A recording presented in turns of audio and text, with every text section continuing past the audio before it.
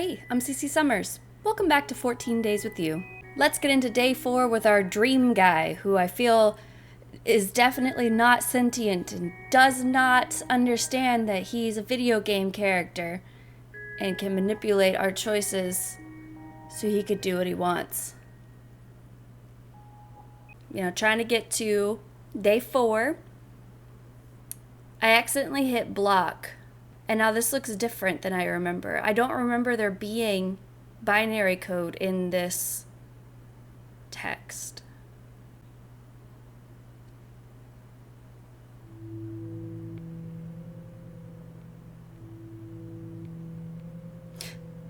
Okay, no, this is definitely different. This is definitely different. Are you all right? Don't overwork yourself, Cece. I should apologize. I didn't mean for this to happen. I should have helped you out more. The choices you're making and the path you're going down, it's not what I... No, never mind. Look, you have to know. I can't keep doing this for you, Cece. I can't keep preventing you from getting my bad end. You won't like what happens. You won't like it. It's not as kind as me, not as soft or lenient. It will sense your fear and feed off of it. Even if you give it just a small dose, it won't.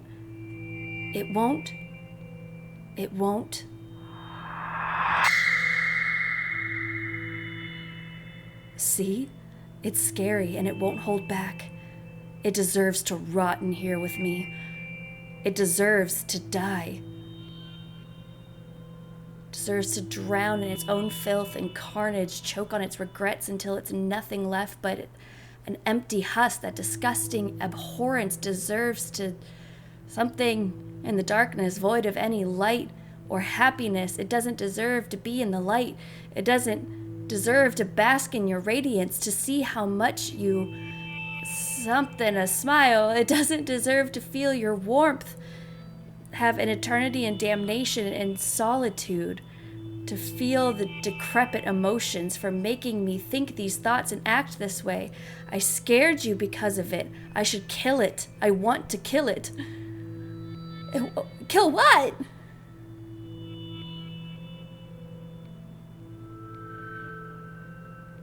I'm sorry, did I scare you again? Yeah. Sure did. I can't help it. Being here for so long, everything takes a toll on you. It makes me feel this way. Forces me to. I won't hurt you, don't worry. I'll protect you from it. It doesn't deserve you, but I do. I do. I do. Do I? I love you, Cece. I love you. More than it ever could. More than anyone ever can. They wouldn't do this for you. No one would. Only me. Your light. Your light doesn't deserve to be tarnished by what happens in here. Sorry. Look, all I want is for you to stop trying to go down this path. If you really want to see me, you don't need to keep making the wrong choices. I'll always be watching you. I'll always be with you. And I'll always protect you.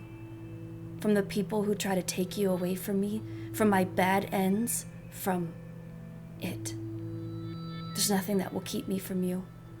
But if you really want to continue meeting me here like this, I won't stop you. I'll hold back the inevitable, but just know, there will come a time where I won't be able to bring you back from this place again. There's a limit on how often I can... No, never mind. I don't want to worry you. All right, I'm gonna send you back again, okay? So promise me this time you'll listen to my warnings.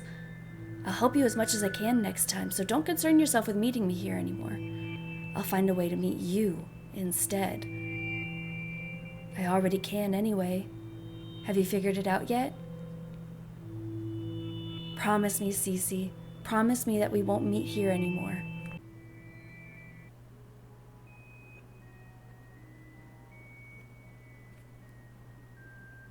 Where'd he go?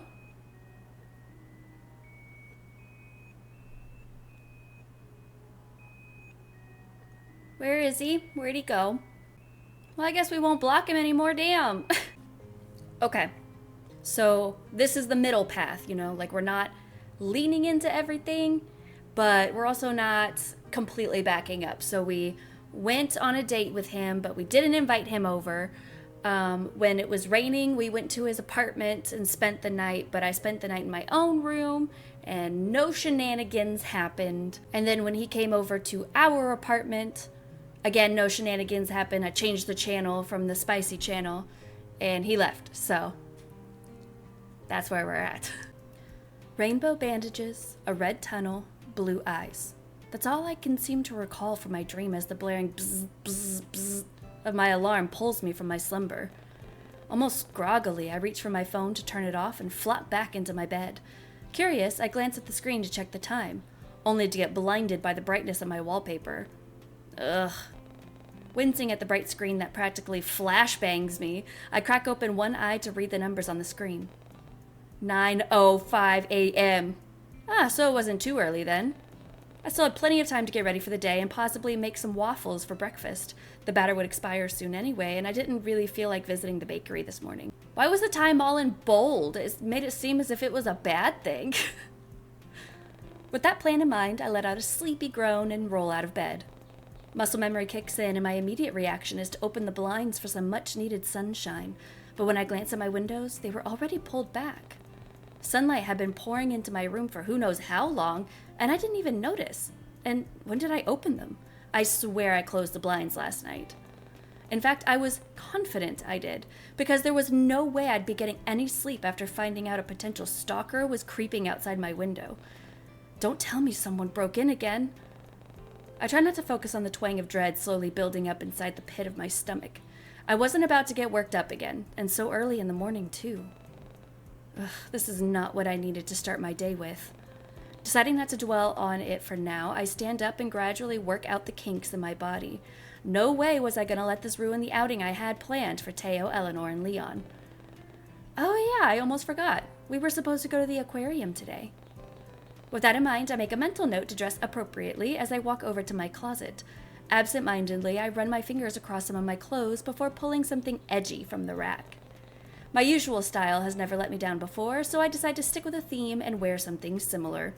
Oh, so I have been just kind of like cycling through outfits as I so choose.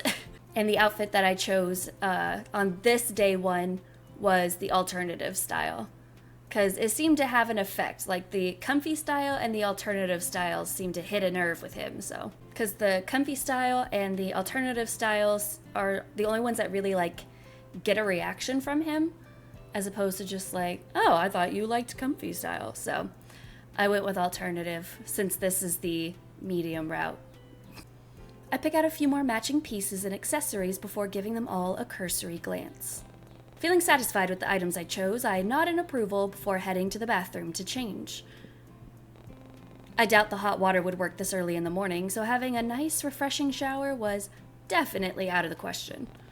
Well, not that it really mattered. I still needed to buy some more shampoo anyway, and... Oh? Strange. Was my toothbrush holder always this solid black color? I could have sworn it was gray. Picking it up from the shelf, I give it a once-over. The Haruko print was still there, yet it somehow felt heavier in my hands. But then again, I don't exactly go around meticulously measuring how heavy my items are in the first place. I mean, with someone as detail-oriented as Ren is, you would think that he would make sure that the items he's replacing are the same fucking thing so that I don't notice. Like, homie knows my shoe size and he's only been stalking me for how long? You would think he knows what items are in my bathroom. Especially since he's been here and he can actually look at everything. Jeez, today was seriously a day of overthinking, huh?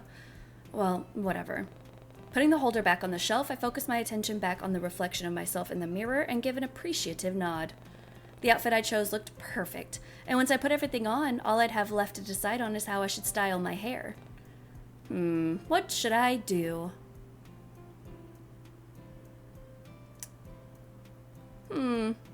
So my real life hair is about here. It's pretty much a mullet right now at this point.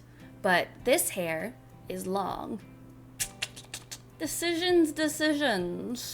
Honestly, hardest choice in the game. Let's go with long.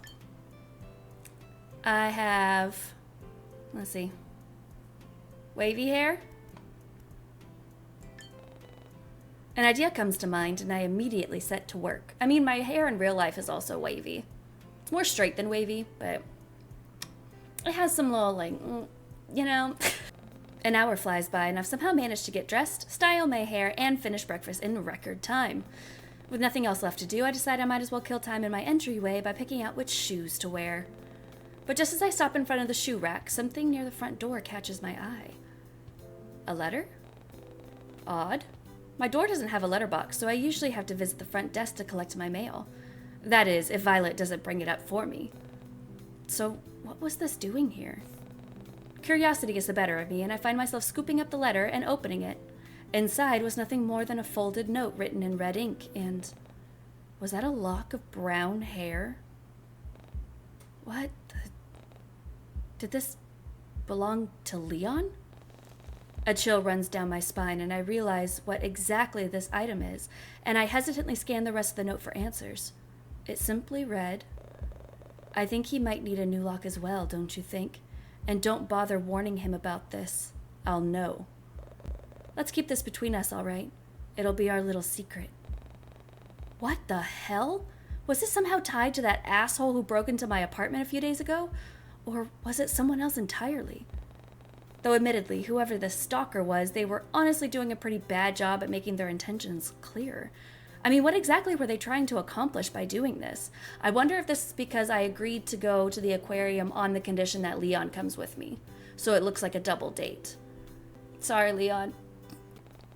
Did they want me to stay away from Leon as well? Or just keep silent? What did they get out of blackmailing me like this? And why target Leon specifically? None of this made any sense. And now that I give it more thought, I still wasn't sure what they wanted from me either. Why go through all this trouble in the first place? It wasn't like I was doing anything wrong. Maybe moving back to the Bay wasn't a good idea after all. I mean, I left the hardships and turmoil of the city behind for a reason. I wanted fresh air, new faces, and a more easygoing lifestyle, things I'd never get in the city. And now it seems like history is only repeating itself once more. I thought I could live a peaceful life here with my new job and friends, and now I've somehow found myself in more trouble than I could ever ask for. And what's worse is that after denying my own paranoia for so long, this was all it took to convince me that my potential intruder really was real after all. Shit, maybe Violet was right. I remember brushing off her concerns because the idea of a stalker seemed so far-fetched to me, especially given Corlin Bay's innocuous reputation. But now? Ugh. Admittedly, a big part of me wanted to see if Violet was still home, but another part kept me rooted in place. Would it be safe? What if the intruder was still lurking outside? Ah! Suddenly, my phone goes off and scares the living daylights out of me. So much so that I end up dropping it on the hardwood floor and clambering to pick it back up in a panic. Shit. With shaking hands, I forgo looking for any dents and cracks in the screen as I try to discern the reason for the noise instead. The letter T shows up where the caller ID should be, alongside a suggestive contact photo of someone's abs that I don't remember taking, which could only mean one thing. Teo was calling. It takes a few failed attempts, but I somehow manage to press the answer button and respond with a shaky tone. Hello? Well, damn, doll, you sound like you just woke up. Not planning on sleeping in, are you? What? No, Good, because I'm outside your apartment right now. Your neighborhood looks like shit, by the way. It smells like it, too. Did you seriously call me just to make fun of where I live? I called you to tell you to hurry up, unless you want to walk to the aquarium. In fact, maybe I should just... Ah, damn it. Well, if it isn't Miss Priss all by her lonesome. Oops, she looks mad. Teo's voice practically oozes smugness as he taunts whoever it is he's talking to, most likely Violet, before I hear him adjust the phone and continue speaking. Oi, dollface, hurry up, won't you? He hangs up before I can mutter out a response. But still, knowing that Teo was downstairs somehow gives me the confidence to leave the safety of my home. though not before committing the state of my apartment to memory and triple checking my lock. I have half a mind to quickly snap photos of everything to see if anything was touched in my absence, but I doubt I'd have enough time. Still, if my stalker does decide to come back again, I'd want to know. But now that I'm thinking about photos, this gives me the perfect opportunity to splurge on some security cameras. I've been needing them for quite some time now anyway. With all this talk of violent crimes, dead bodies, and murder happening on the news lately, and now this intruder, I figured it'd be better to be safe than sorry. So deciding to let Teo suffer, even just a little bit, at the hands of Violet, I pull out my phone to scroll through some home security bundles on sale as I make my way towards the lobby. Teo ended up being uncharacteristically quiet throughout the drive, and if I were being honest, I appreciated the silence. It was definitely odd not having our typical playful banter, but it also wasn't something I needed first thing in the morning. He also doesn't seem in the mood to be disturbed, given how he clenches the wheel with one hand while the other supports his head against the window ledge like some angsty teen. So I try to settle further into the admittedly comfy seat of his luxury car and focus my attention on the scenery as it passes by. It isn't long before the aquarium comes into view as Teo looks around for a decent place to park. We must have picked a busy day to visit, considering the amount of cars parked both outside and in the reserved parking area, though Teo seemed to have somewhere in mind. I watch as he drives straight past a very clearly labeled no-go zone and pulls up into one of the empty spaces without so much as a reaction. He doesn't even wait for me to get out before he opens his door and walks to the front of the car. And not wanting to be left behind, I quickly follow suit. Well, you know what? It's his fucking car. If he gets towed, sucks to suck, bro. Teo? I was about to question whether he was allowed to park in the employee zone in the first place, but given how he shamelessly pulls down one of the warning signs and tosses it into a bush, I figured that was my answer. It doesn't take long before he's right by my side once more and ushers me towards the front entrance. I almost stumble over my feet as Teo pulls me along, but not before almost bowling him over as he abruptly stops in front of me. Look at that. Almost like a loyal dog, isn't he?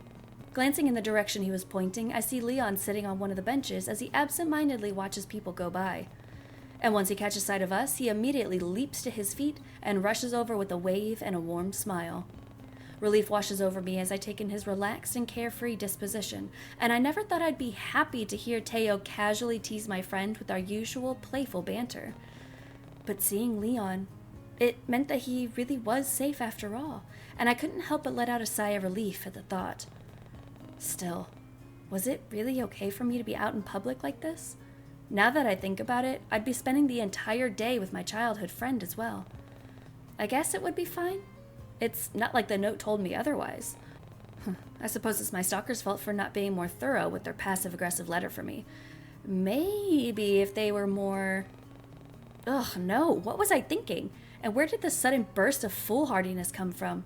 I have to start taking this seriously, otherwise... It's a good thing he doesn't bite. Teo's voice pulls me from my thoughts, and I send him a playful eye roll in response. I doubt he takes any notice of it, though, since Leon's arrival takes up all of our attention. Hey-yo, you look good, sunfish. You're not so bad yourself, or fish. Hello? I'm here, too. Eleanor hasn't arrived yet? Scoffing at our playful dismissal, Teo cracks a joint in his neck and crosses his tattooed arms. However, he doesn't seem to stray from his spot, which meant that he still had an interest in our conversation. At his almost childlike reaction, Leon shoots his friend a cheeky, lopsided smile before continuing. I'm sure she's on her way. She said something about wanting to get her steps in our group chat. Is that why she didn't want Teo picking her up? And actually, I don't know if you realize, but you guys were 15 minutes early. Really? Pfft, no thanks to Teo's speeding, I guess. And what about you? I'm guessing you had to walk all the way here, right? There's nothing wrong with getting a bit of exercise in the morning. I'm sure Eleanor would agree. And I just got here, actually. Really? Because it looked like you were sitting on that bench for a while. I just sat down. Long enough to stretch your legs, huh? Okay, yeah, so maybe I did arrive half an hour early. But I was excited. It's been a while since I've been to the aquarium. Even longer since you've seen Dollface over here, I bet. Huh? Can you blame me? We've been separated for years. Now we've finally reunited again. It must be fate. No, destiny. Playing along with Leon's dramatics, I lean against his side and clutch at the spot above my heart. It's written in the stars. You guys are genuinely so embarrassing. Hearing Teo huff once more, Leon and I both watch as he tries to distance himself by looking at the posters on the wall. No doubt feigning interest in it. It wasn't like Teo really cared much for marine life. All his world revolved around was wealth and luxury, giant tech companies, and probably starting fires. Yeah, definitely starting fires. Though for a guy who spent most of his time in the shadow of his father's legacy, I had to hand it to him. Teo was seemingly more down to earth than other people I've met. He didn't have to spend time with us, but he did. And as much as he'd often joke about not wanting to affiliate himself with people outside his tax bracket, Teo sure seemed to like hanging out with Jay, Leon, and me. I wonder, does he ever feel lonely? Before my thoughts can delve any further, I feel a gentle nudge at my side. Looking to my left, I see Leon peering at me with a curious expression. You know, I'm really glad you came, but I'm also honestly surprised you agreed to this. Surprised? What do you mean? Well, you know, is Ren okay with this? Ren? The guy we met at the pier the other day. He said something about being your boyfriend. He's not my boyfriend, bro. I've known him for 3 days. Oh yeah, I still needed to talk to Ren about that and clear up any potential misunderstandings with everyone, and Leon definitely seems like a good place to start. But before I can get a word in to explain, he beats me to it. He's not? Well, then what was that all about the other day? He sure looked all cozied up to you at the pier. I'm sure Ren only said that to get Teo off my back. He didn't really mean it. And I've been meaning to talk to him about that for a while now, actually. I see. Besides, I only agreed to this outing because Eleanor genuinely seemed like she wanted to go. And it's not like this is a date anyway, so... Hey, don't sweat it, Cece. And no need to explain yourself either. I get what you're saying. I'm sure everything... Leon cuts himself off when he notices something behind me, and when I turn around to look, I see Eleanor running up to the group with a flushed expression on her face. But as she draws near, she clumsily trips on a stray piece of cobble and tumbles forward. Ah! Without thinking, I lurch forward to close the gap between us, but Teo's muscular arm beats me to it. Almost effortlessly, he reaches out to catch her. Almost like those cliché romance movies. Except not at all, because Teo is allergic to anything romantic. A fact that's emphasized by the look of pure disdain on his face as he pulls my coworker to her feet. Eleanor seems to be blissfully enjoying every moment of it, though, seeing as she practically clutches onto his bicep while looking up with wide, sparkling eyes. In fact, I doubt she was even aware of our presence with how she stays rooted in Teo's awkward embrace. Looks like she really fell for him, huh?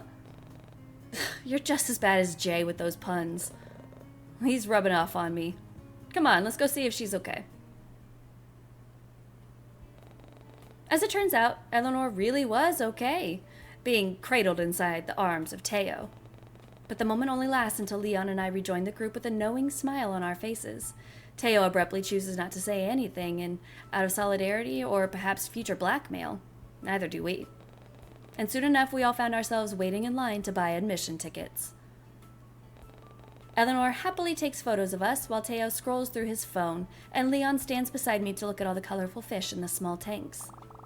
This is all rather exciting, don't you think? Really? It's just fish. Oh, come on, mate. Show a bit more enthusiasm, yeah?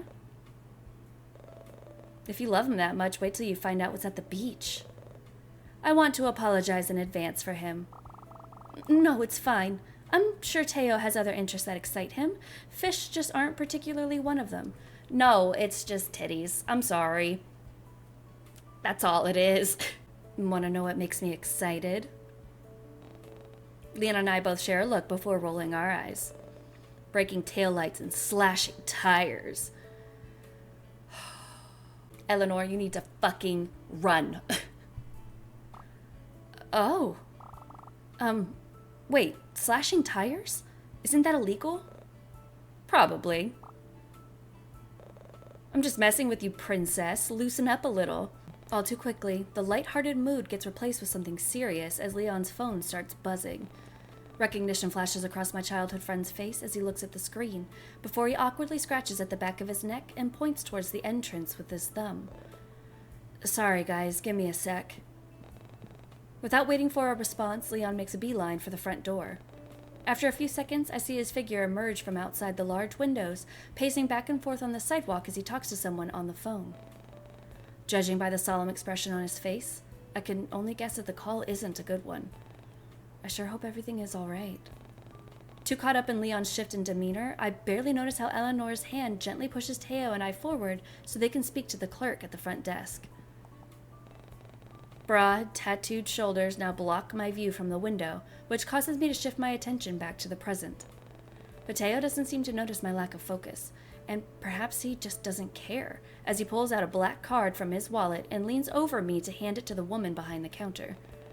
He could have gone without the nonchalant, smug look on his face, but I wasn't about to say anything when he was literally about to pay my admission fee. Before I could begrudgingly thank him, Eleanor's excited voice cuts me off. Oh, do you suppose there'll be shows today as well? I saw some advertised outside. Oh yeah? I wasn't paying much attention to them. Well, I hope there will be penguins. Perhaps Leon would enjoy them. What about me? You? I don't suppose you like sharks? I can hear the clerk chime in with information on the latest hotspots and what shows were playing, but I shut it all out when I noticed Leon standing idly near the doorway, still sporting that concerned look on his face. Without missing a beat, I make my way over to his side and spare him an empathetic glance. I'm real sorry about all that, Cece, but something's come up involving my mom at the hospital. Oh no, is everything okay? Yeah, no, Mom's fine. It's just some important paperwork I need to fill out on her behalf. You know, since Dad is still working abroad and all. I'm so sorry, but I really gotta go. I'll try to come back as soon as I'm... Hey, don't sweat it, Leon. Focus on your mother first. I don't miss the way his entire demeanor softens at my concern. Leon looks as though he wants to say something serious, but holds himself back at the very last second. As if to compensate, I end up filling the silence instead. I'm sure I can survive third-wheeling Teo and Eleanor's date alone. Jeez, I really owe you one. Actually, you know what? Here. Before I can refuse, Leon shoves a stack of small bills into my palm and closes his hand around it. You don't have to. Besides, Teo already paid for everything just now. Nah, I won't be hearing anything from you. If you won't accept it, then spend it on something for me instead, yeah? Go to town on the souvenir shop. Don't give me money for this because you have to go take care of your mom in the hospital. I don't... No, this is weird. You're gonna get this money back. See if they have any sunfish merch in there. Alright. Thank you, Leon. No worries, darl. I really hate that. But I really gotta go now, though. I'll tell Mom you said hi. Leo turns on his heel before I have the chance to respond, so he completely misses me waving him off. In his rush, he almost knocks someone over, but he quickly helps them regain their footing and apologizes before speeding off once more. Man, I sure hope everything is okay with his mother. But before I can dwell on it any longer, the sweet melody of Eleanor's laughter pulls me from my thoughts and I turn back towards the group. I notice that Teo and Eleanor are now standing by the entrance, which also happened to double as a massive underwater tunnel, all while pointing to a school of fish swimming over their heads. When Eleanor notices my presence, she happily waves me over before her attention shifts towards the door behind me, no doubt expecting to see Leon walk back in and join us. It made sense considering how they missed his departure, but she snaps out of her curious daze the moment Teo brushes a hand against her back to move her out of the way of a family passing by. But what truly shocks me is that he doesn't seem to move his hand. Instead, Teo leaves it there as he steps closer and blocks my coworker from my view. He meets my gaze with an intense, unreadable expression, and I can't help but look away. What was that all about? Suddenly, the moment felt too personal for my liking, almost as if I shouldn't be looking at something so intimate. Turning away, I decided to channel my interest into picking out a road map from the brochure stand instead. If Teo and Eleanor were planning on getting cozy with each other, I needed to plan my escape route. Before I move away, I notice a lone aquarium tank off to the side. It was far enough from the eyes of the people still waiting in the queue, but still close enough to the entrance to entice any passers-by to come in and take a look. Inside were countless amounts of colorful fish, coral, and other sea crustaceans, and I couldn't help but look in awe at some of the bright marine life as they float about in the water. If only Leon could join us. I could almost hear his laughter at some of the sunfish-like creatures that swim by. Keeping the rest of the group in sight, I stray slightly to the right for a better vantage point. A group of neon tetrafish zip past and my eyes follow them as they swim around. They easily stand out against the bright orange and green corals, and especially the pink and blue. Wait, pink and blue? Oh, hi, Ren. Peering closer to the glass, I catch sight of a familiar face on the other side of the tank. Ren doesn't seem to notice me yet, seemingly far too entranced by the brightly colored creatures as they swim by. His soft eyes follow some of the smaller fish as they dart across the tank before swapping over to the group of guppies swimming past. Suddenly, our eyes meet the moment the fish split up, and I watch as Ren's expression morphs from surprise to a sickeningly sweet look. He tries to say something, but his words come out inaudible due to the glass separating us. Look at him trying to act all surprised, like, "Whoa, I didn't know you were gonna be here today. That's such a crazy coincidence. What?" As if realizing, Ren instead points to one of the fish off to the side before resting his hand on the glass and mouthing something else. I still can't fully understand what he was trying to say. That is, until my eyes land on what he was pointing at. Catching me off guard, I watch in awe as a lone fish swims between us and captures both of our attention. Was that an angelfish? The fond memory of our time at the pier comes to mind, and I find myself thinking back to when Ren affectionately gave me that nickname. And had I known any better, I would have assumed that he was thinking about the same thing, given the way his eyes crinkle and soften as the fish's scales shimmer beneath the artificial light. Too absorbed in how picturesque this all looked, I completely miss Ren's swift departure. That is, until he's rounding the corner of the fish tank and taking his place by my side. Hi, Cece. Oh, hey, Hugh. Fancy meeting you here. The first thing I notice is how Ren is tugging at his sleeves again, though he doesn't seem to shy away from my close proximity, nor seem to mind it as much. Those fish were pretty neat, huh? Yeah, I couldn't take my eyes off them. Hey, did you spot the angelfish swimming by? Oh. That would make him so mad. Oh, it was bad. Alright, well, let's just go with how I seem to have felt. It was so captivating. I mean, from the description, it does seem like it was very captivating. It was, huh? I couldn't stop looking as well. Yeah, I didn't even know they could be that color. Actually, this might sound cheesy, but after you mentioned the angelfish, it reminded me of our date by the pier. Remember? How could I forget? It's one of my most treasured memories. Top 3, in fact. Not wanting to let this opportunity pass, I decide to tease Ren a bit. Oh, please. Top 3? Don't laugh. If you get to be cheesy, why can't I? Well, in that case, if you get to give me a cheesy nickname like Angelfish, why can't I? Wait, you want to give me a nickname? Come on, it's only fair. Though to be honest, I don't really know any pink-colored fish. Damn it. Oh yeah? That's too bad. Hey, don't think you can get away that easily, Buttercup. I'll think of something better eventually. Eventually. At that, Ren lets out a puff of laughter before returning his attention to the tank once more. He doesn't seem to stray from my side, though, and it's then that I realize, what was he doing at the aquarium in the first place? Without missing a beat, I take a step closer and voice my thoughts. You know, I wasn't expecting to run into you here. Oh, really? Yeah, really. What? Yeah, no offense, but you don't really seem like an aquarium guy. Is that so? I didn't have any plans for today, so I figured I'd do a bit of under-the-sea sightseeing to pass the time. Plus, I finished the book you recommended the other week, the one about the underwater city. I guess it inspired me to come here. Really? Did you like it? What did you think about it? I enjoyed it, especially the part where... Oh, say, look at that. Ren isn't shy about how he leans over my shoulder to point at something outside my peripheral vision. I follow his finger, and between the driftwood and coral, I spot Eleanor and Teo standing awfully close to each other. I don't miss the way Teo sizes up Ren, even from a distance, before he tears his gaze away from us with an inaudible scoff. A surprise sound escapes the back of my throat as I watch Teo unabashedly run a hand down my coworker's side. But what truly shocks me is the way Eleanor boldly grabs his arm and loops her hand around it.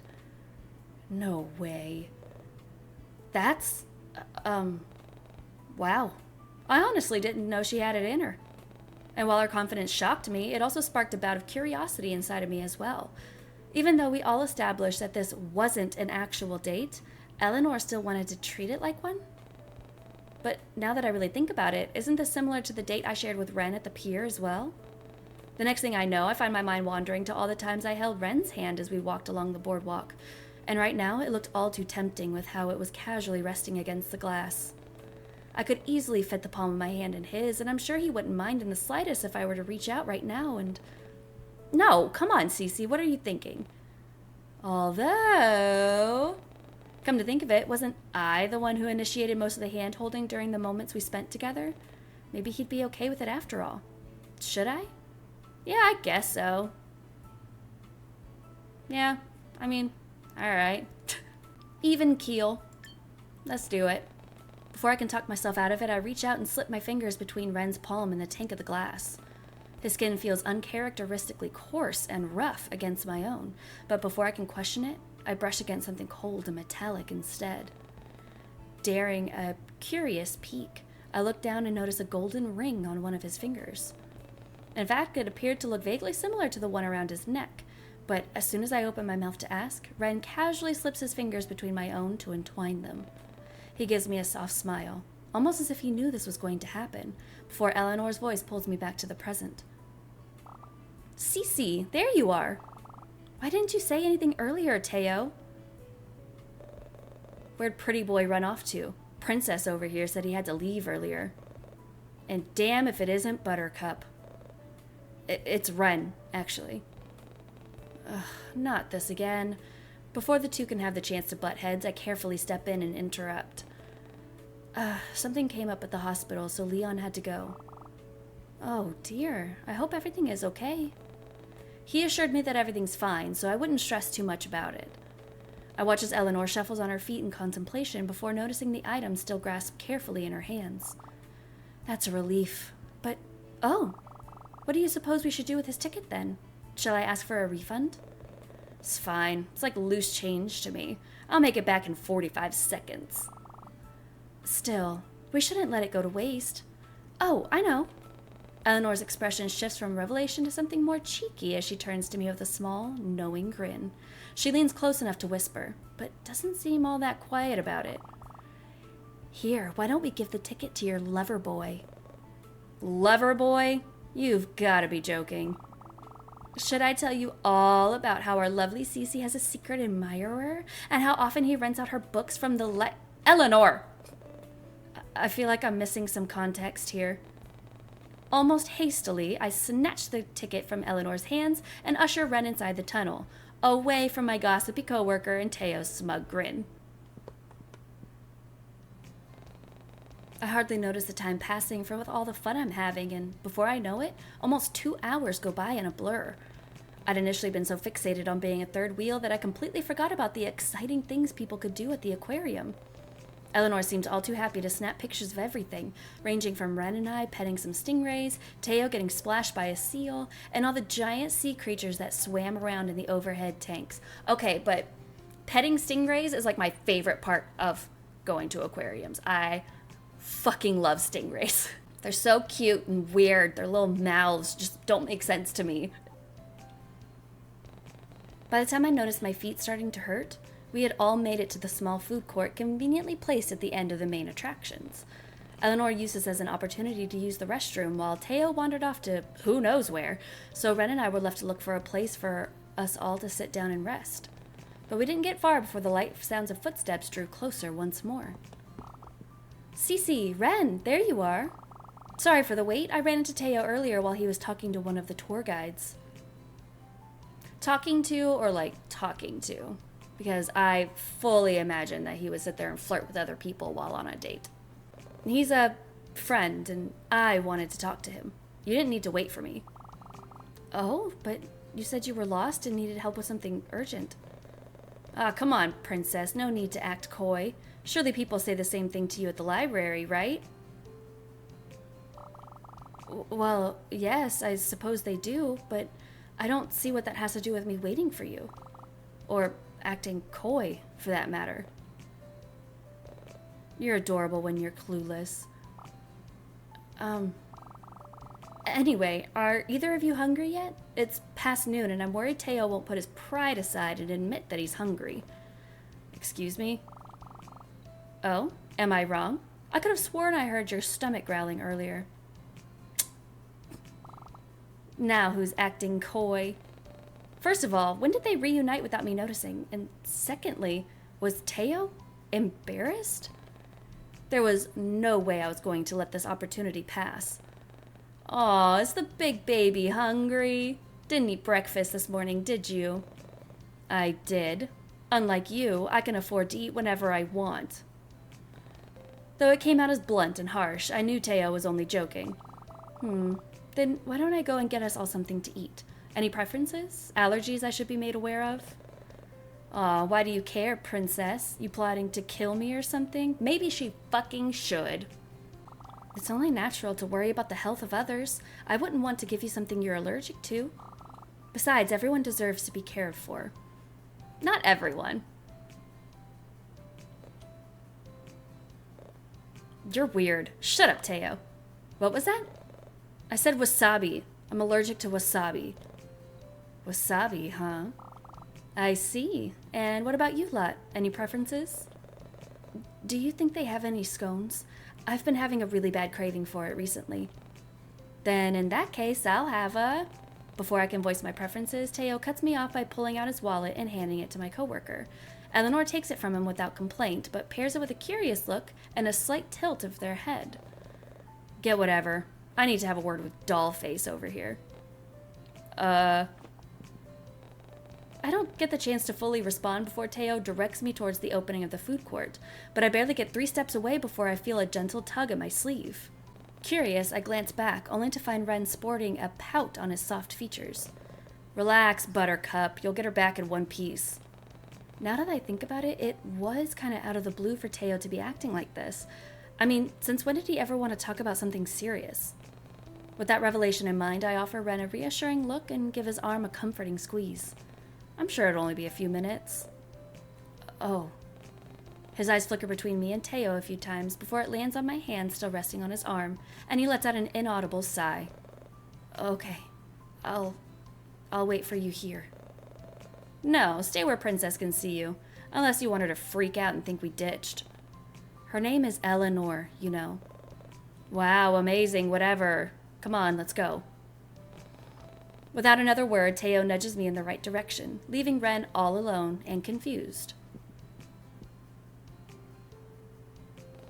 Following closely behind, Teo leads me to a quiet corner near the food court before turning around and boxing me in with his large arms.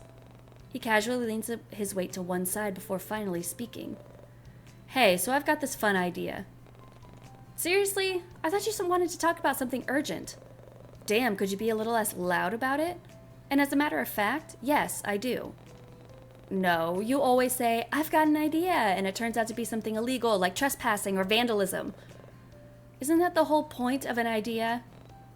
He was not serious. We are not about to discuss the logistics behind. Look, it's serious. I need you to make...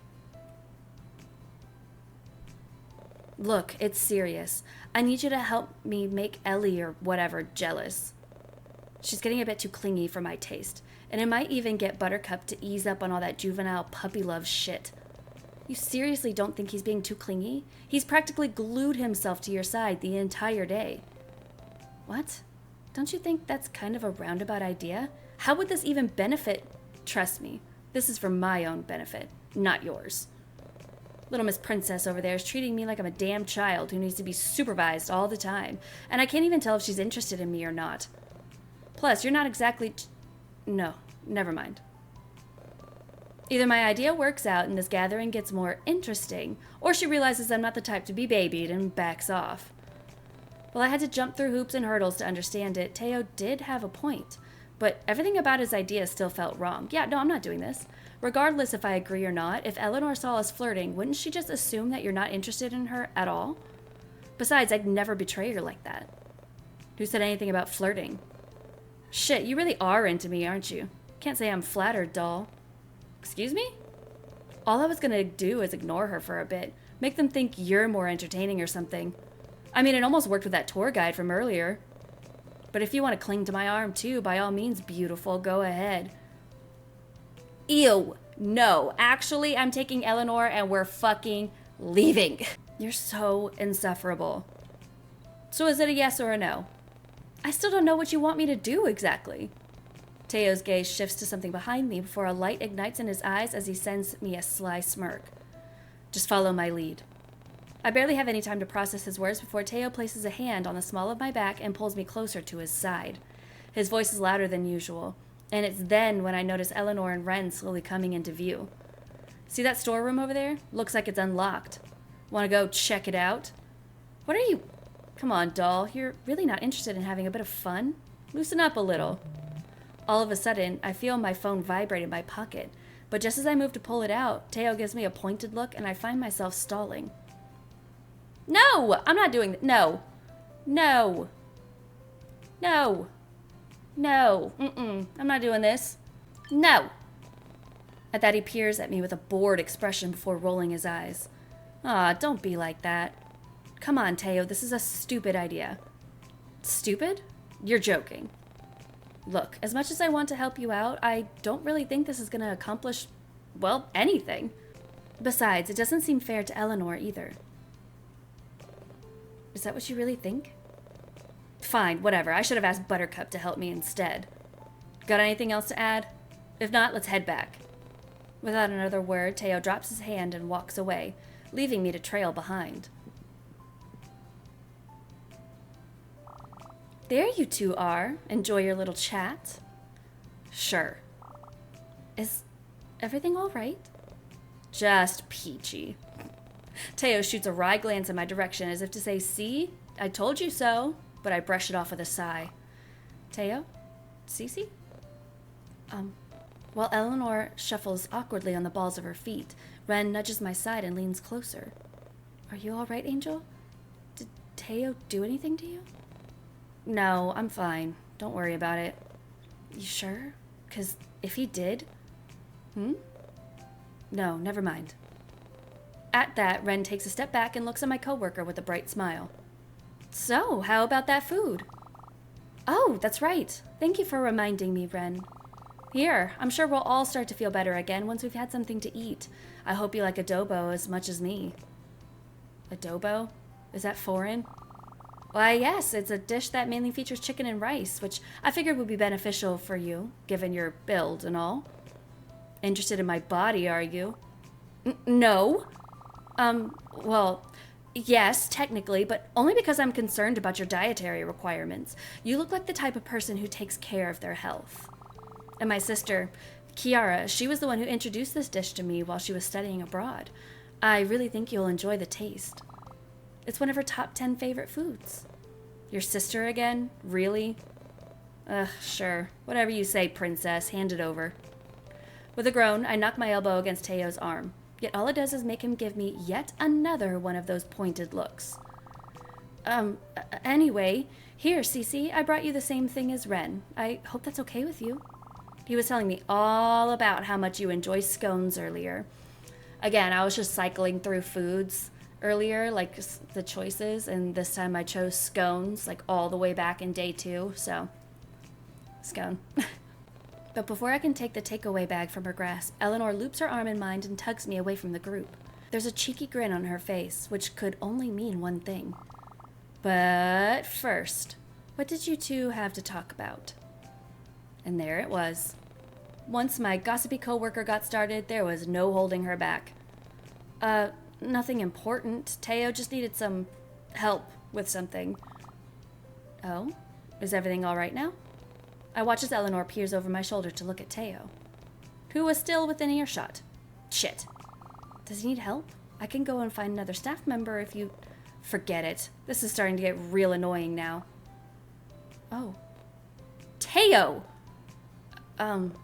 Move. Teo doesn't wait for a response as he shoulders past Ren and makes his way towards one of the exits. Did I say something wrong? No, Nori. Perhaps I should go and apologize. No, you didn't do anything wrong. Here, I'll go talk to him. You stay here with Ren. Wait, you don't have to, Cece. I know, just let him fucking go. He's a dick. Before I can follow after Teo, I feel someone tug at the sleeve of my jacket. Ren? You don't have to go after Teo. Just leave him. Maybe you're right. But I know Teo better than anyone else here, and I know he's only gonna sulk and be a pain about it for the next few days. It's probably best if I do something about it now, otherwise we'll just suffer for it later. You guys really don't want to see a mopey Teo. Here, I'll come with you then. No, it's okay. You stay here and enjoy the rest of the day with Eleanor. The rest of the day? I'm gonna spend the rest of my day comforting this asshole? Besides, didn't you two hit it off back at the library? I'm sure she won't mind, right, Elle? I would. If I were her, I would mind a lot. Oh, right. I do hope I didn't bore you to death with all my talk about native flowers. What? I mean, no. Nope, not at all. But, Angel, did it really look like that to you? Because... Before Ren can finish his sentence, my eyes wander towards Teo's figure slipping through a crowd of people as he pulls out his phone. And before I realize it, my feet start to move on autopilot as I chase after him. Sorry, but I really need to... he's already gone. I'll be back, promise. That was dumb. I don't want to chase after him. He's an asshole. Why am I even friends with him? Because he's rich? Not worth it. Now leaving the two of them behind, I make my way towards the opening of the food court and through the seemingly endless maze of fish tanks. Pushing open the heavy doors and back entrance, I aimlessly peer down the alleyway and search for my grumpy, and perhaps even childish, friend. My instincts tell me to head towards the hustle and bustle of the main street, but as I round the corner, I bump into someone's chest. Whoa, sorry. I guess I wasn't looking where... Wait, Cece? Leon, what are you doing here? I was just about to go after Teo. It might be best to let him cool off a bit, yeah? I just saw him sulk off in that direction. Plus, he seemed kind of off in the group chat. Yeah, I figured he'd message you guys. Well, actually, he messaged Jay, who then messaged me, but he sent it to the wrong chat, so now, here I am. I was on my way back from the hospital anyway. I figured I'd pop in and see what was up. Well, I guess now you know. Yeah, I suppose. But, look, seeing as Jay's aware of everything now, maybe it's best to let him handle Teo, yeah? You think so? Leon gives me a non-committal shrug of his shoulders before gesturing for me to follow him. It might help diffuse the situation. I mean, Jay has known him since elementary school. If he's able to put up with Teo for that long, then I'm sure he'll be better help than us. Yes, let's Jay handle it. Like, I don't want anything to do with this. Maybe you're right. Still not convinced? If you still want to go and talk to Teo, we can. I don't mind tagging along, and... No, it's just... I can't help but feel like this is all somehow my fault. No! Just because you didn't want to be an asshole with him doesn't mean that this is your fault. I mean, I know it's not, but... You know how Teo can get, especially when he's told not to do something. Yeah, but I can't help but wonder if I could have been nicer about it. More kind? I didn't think he'd react this way when I told him not to. Nah, I think this is what Teo needs. Yes, he needs to be told no and go and sulk and pout about it like a little baby, and Eleanor needs to block his fucking number. He doesn't show it, but he's always been coddled by everyone, even his parents, and all those people he hangs out with in the city. I can almost see where he gets his mindset from. Teo never used to be like this, you know, back when we were younger. But I guess this is what happens when you've been denied genuine attention for most of your life. He doesn't know how to handle someone telling him no whenever he does something crazy. But it's not entirely his fault, I guess, but he still needs consequences for his actions. Aside from his questionable friends, Teo also grew up with distant parents. Whenever he wanted affection from them, he'd often have to do something brash just to get their attention. But it never lasted long. They just throw money in his direction and eventually ignore him again. It's pretty sad, honestly. I think all he wants is for someone to actually acknowledge him for who he is. not how he acts. Yeah, but then Eleanor did that and he just fucking threw a hissy fit and stomped out of the fucking aquarium, so I'm sure you noticed it, right? Everyone wants him for his money, looks, and popularity. I doubt he's got any real friends. You know, aside from us. Oh, and Jay, of course. Outside of our friend group, I doubt Teo surrounds himself with genuine, good-hearted people. I bet his mates from the city don't even have his best interests at heart. But mushy rant aside, I'm glad you were able to be his voice of reason. After everything he's been through, he needs someone like you. Someone who will stop him from doing things he'll regret later, and to keep him in line whenever he says something insensitive. A true friend. Wow, I honestly didn't know that about Teo, or that Leon thought of me that way. I didn't even know how to respond. Though I guess I didn't need to, considering how Leon continued to talk. But enough about him. Jay's on his way back from the city now, so we should leave Mr. Moody to him. Besides... With a grin, Leon tosses an arm over my shoulder and pulls me onto the street. I want to spend some time with you. I think it's long overdue, yeah? I mean, I never even got to go on that aquarium date with you guys. Oh no, how dreadful. It's truly a heartbreaking thought. I don't think I'll be able to go on. My heart yearns to be by your side, but alas, 'twas not meant to be. All right, let's go, theater kid. What gave it away? With a playful eye roll, I nudged my childhood friend with my hip to get him moving again. But what takes me by surprise is how he casually grabs my hand in his and leads me down the street. It almost feels like old times, back when we used to have run hand in hand towards our favorite playground after school.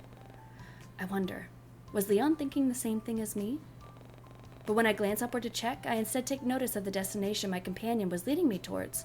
After all, the massive umbrella made it hard to miss. A soft smile pulls at my features from the nostalgic sight before me, and I give Leon's hand a gentle squeeze to let him know about my excitement. I feel him do the same to my hand in return, which only makes my grin grow wider. An ice cream stand, huh? Yeah, it's been a while since we visited one of these, hasn't it? That's true. I wonder if they still sell all those wacky flavors. Did you just call my favorite flavor wacky? I can't believe it. Why, I would never! Oh, really? Do you even remember what it is? Duh, it's...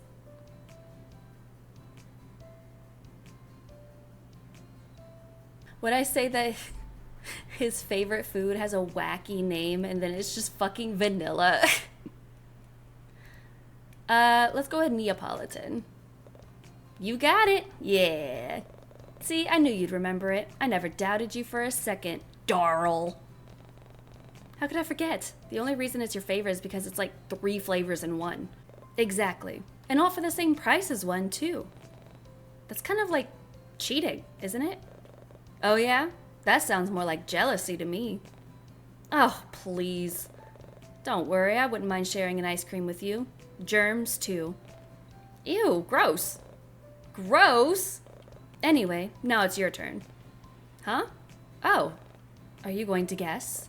Of course I am. It's only fair, and also because I remember your favorite flavor, too. Is that so? I mean, as long as it hasn't changed over the years. No, it's still the same. Then, there's no way he was going to just guess it correctly. But now that I think about it, what is my favorite ice cream flavor? I should probably have one in mind before he guesses. Yeah, It is mint chocolate chip.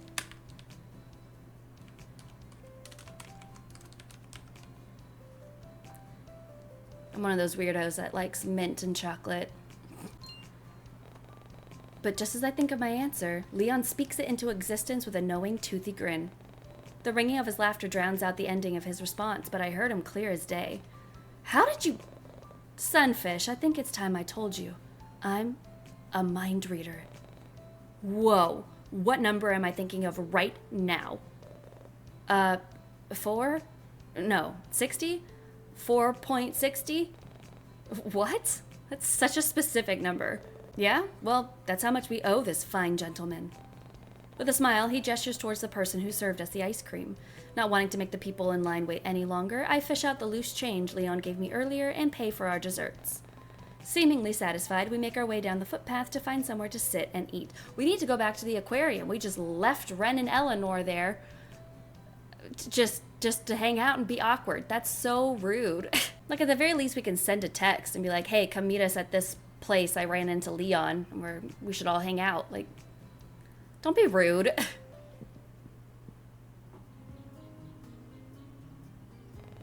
Eventually, Leon leads me to a nearby park where we plop down on one of the benches and kick up our feet. We spend a long while just chatting and catching each other up on all the things that's happened in our lives during our time apart. And soon enough, all of our ice cream is gone and the sun was slowly beginning to set. A comfortable silence blankets the both of us as Leon casually throws his arms behind his head and closes his eyes.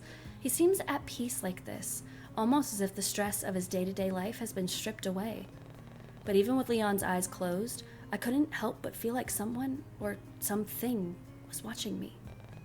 An eerie feeling washes over me, and I cast a hesitant glance over my shoulder to spot anything out of place. Nothing but the gentle rustle of foliage in the wind greets me, and yet I still couldn't seem to shake off the lingering feeling of something hiding behind one of the bushes. What if it was my... Just as I was finally starting to relax and unwind again, I went and ruined it all by getting worked up once more. Quietly slapping my cheeks, I tried to expel those thoughts from my mind, but the sound I made must have been louder than it felt, because Leon's golden eyes soon blinked open to look in my direction. Oh, sorry, I almost dozed off there. It's so peaceful out here. I could probably fall asleep. Whoa, check that out. I follow Leon's finger towards the sky, only to notice ominous dark clouds rolling in from the distance. You're kidding. Was it seriously about to start raining again? But now that I look closer, do clouds normally get that dark? Even from afar, it almost looks like black smoke enveloping some of the taller buildings in the heart of Courland Bay.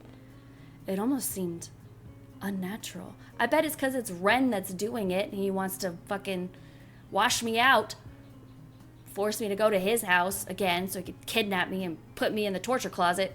All too quickly, the soft timbre of Leon's voice cuts through my thoughts. As fun as today has been, we should probably head back before it starts pissing down buckets, yeah? Here, I'll walk you home. He offers a hand to help me up from the bench, and just as I take it, I hear a twig snapping somewhere behind me. But before I can react, the muted sound of thunder cuts me off. Thanks, Leon, but your place is in the opposite direction, isn't it? I wouldn't want to make you walk all the way back. Nah, it'll be fine. I don't mind walking. What if it starts raining? A little rain never hurt anyone. I don't think that's true. Something tells me it won't be a little bit of rain. Actually, yeah, you may be right. Gasp. Me? Being right? Could it be? What date is it? Is there a blue moon? Knock it off. But, hey, are you sure you don't want me to walk you home? I'm sure. Besides, I could use some alone time. The past few days have been hectic, to say the least. Yeah, well, so long as you don't stress yourself out or anything. If you need to vent, you know who to call. Teo? Yeah, okay. Despite saying that I'd be perfectly fine walking home on my own, Leon ended up accompanying me to the entrance of my apartment complex before finally parting ways. It was nice being able to catch up with him like this, and I genuinely find myself wondering if we could do it again in the future. But as I make my way towards my door, my eyes wander towards the small box sitting atop my doormat. What the...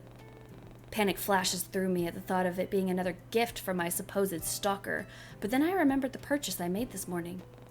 That must be my security cameras. Deftly picking it up, I put it under an arm as I fish for my keys in one of my pockets, but as I do so, I barely make out the sound of something behind me. Muffled footsteps echo from somewhere down the stairwell, indicating that someone was there, and that they were getting close.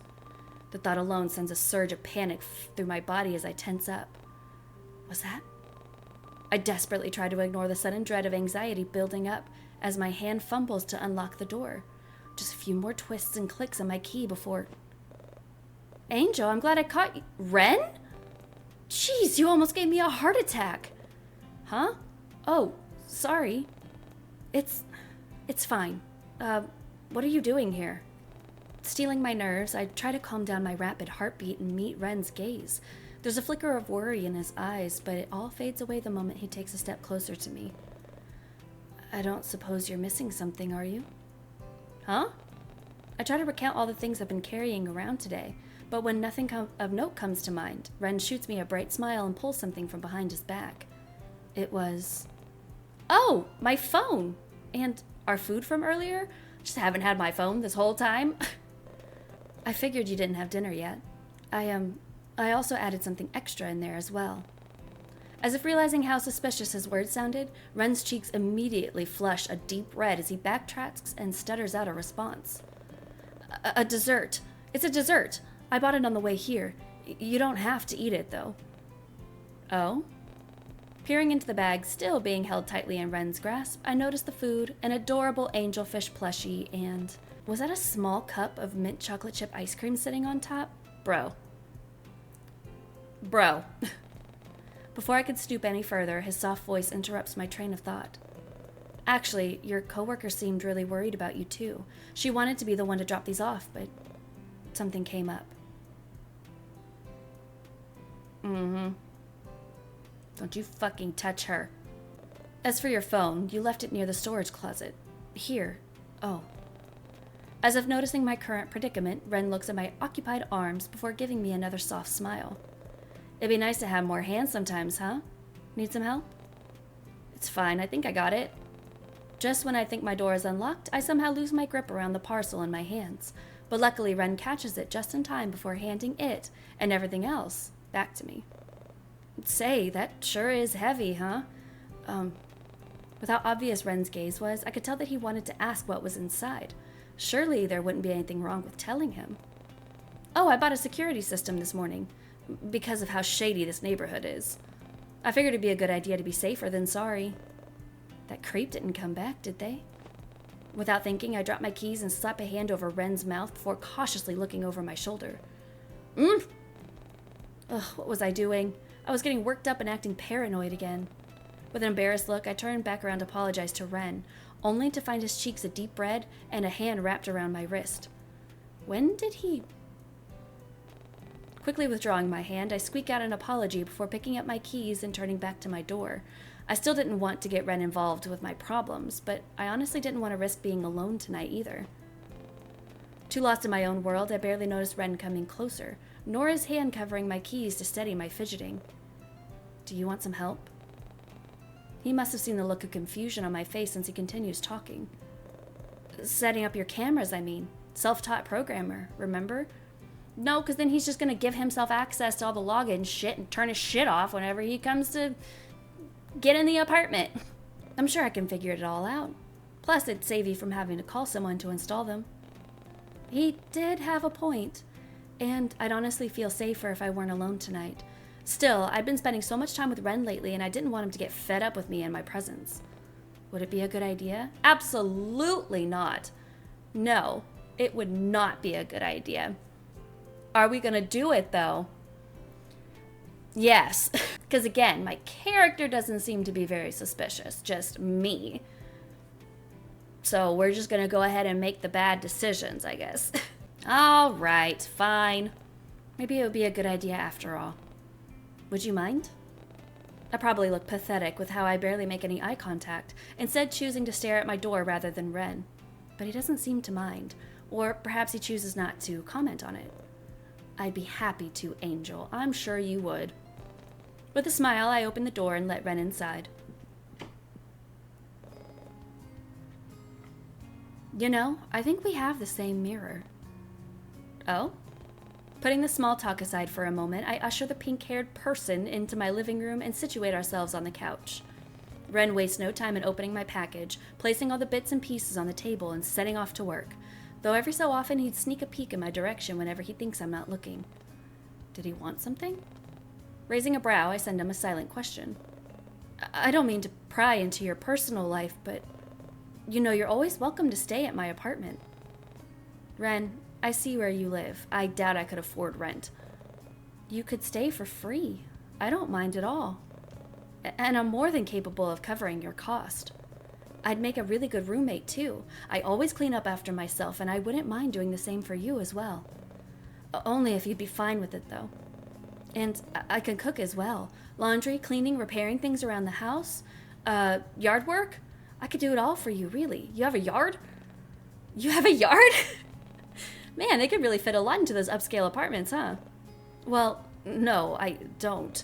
But I used to do the gardening and used a lawnmower a lot when I was younger. I'm sure I could figure it all out again. Not that I need to, though. Like you said, no yard. No offense, Ren, but I can't imagine someone like you mowing grass. Was that your first job as a teen? Before that, actually.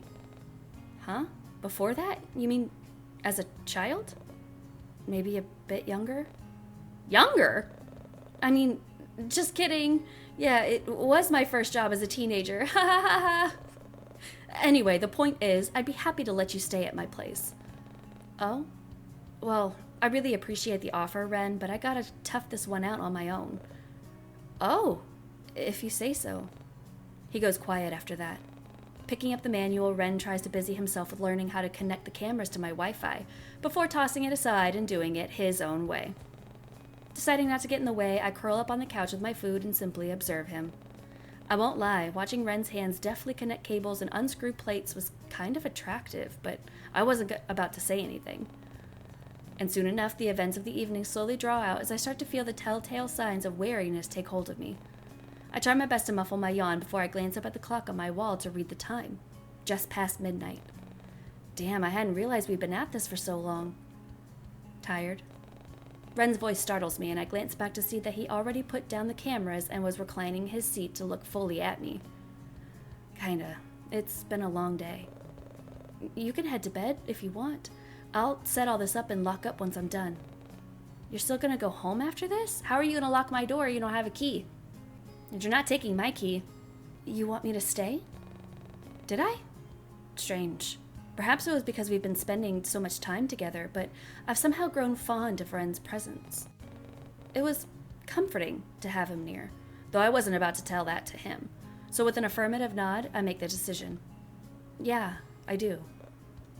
Oh. Ren's grin practically reaches his ears as he laughs to himself. Okay. Sure. No problem. I can't help but playfully roll my eyes at his enthusiasm. Well then, why don't I get some pillows and blankets and we can camp out here for the night? Just like a sleepover? Sure.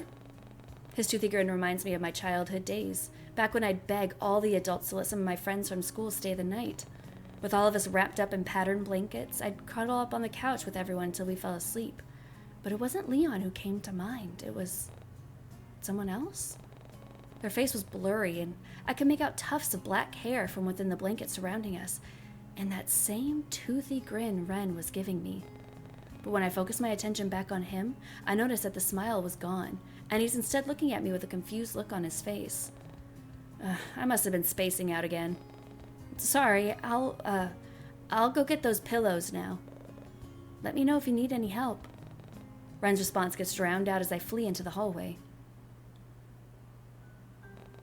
It took a while, but Ren managed to set the cameras up and hook it all up to an app on my phone, all while I made myself comfortable on the couch. And connected it to an app on his phone, I'm sure. He explained how to use it, but if I were being honest, I started to nod off once he started geeking out about the different kinds of alarm buttons.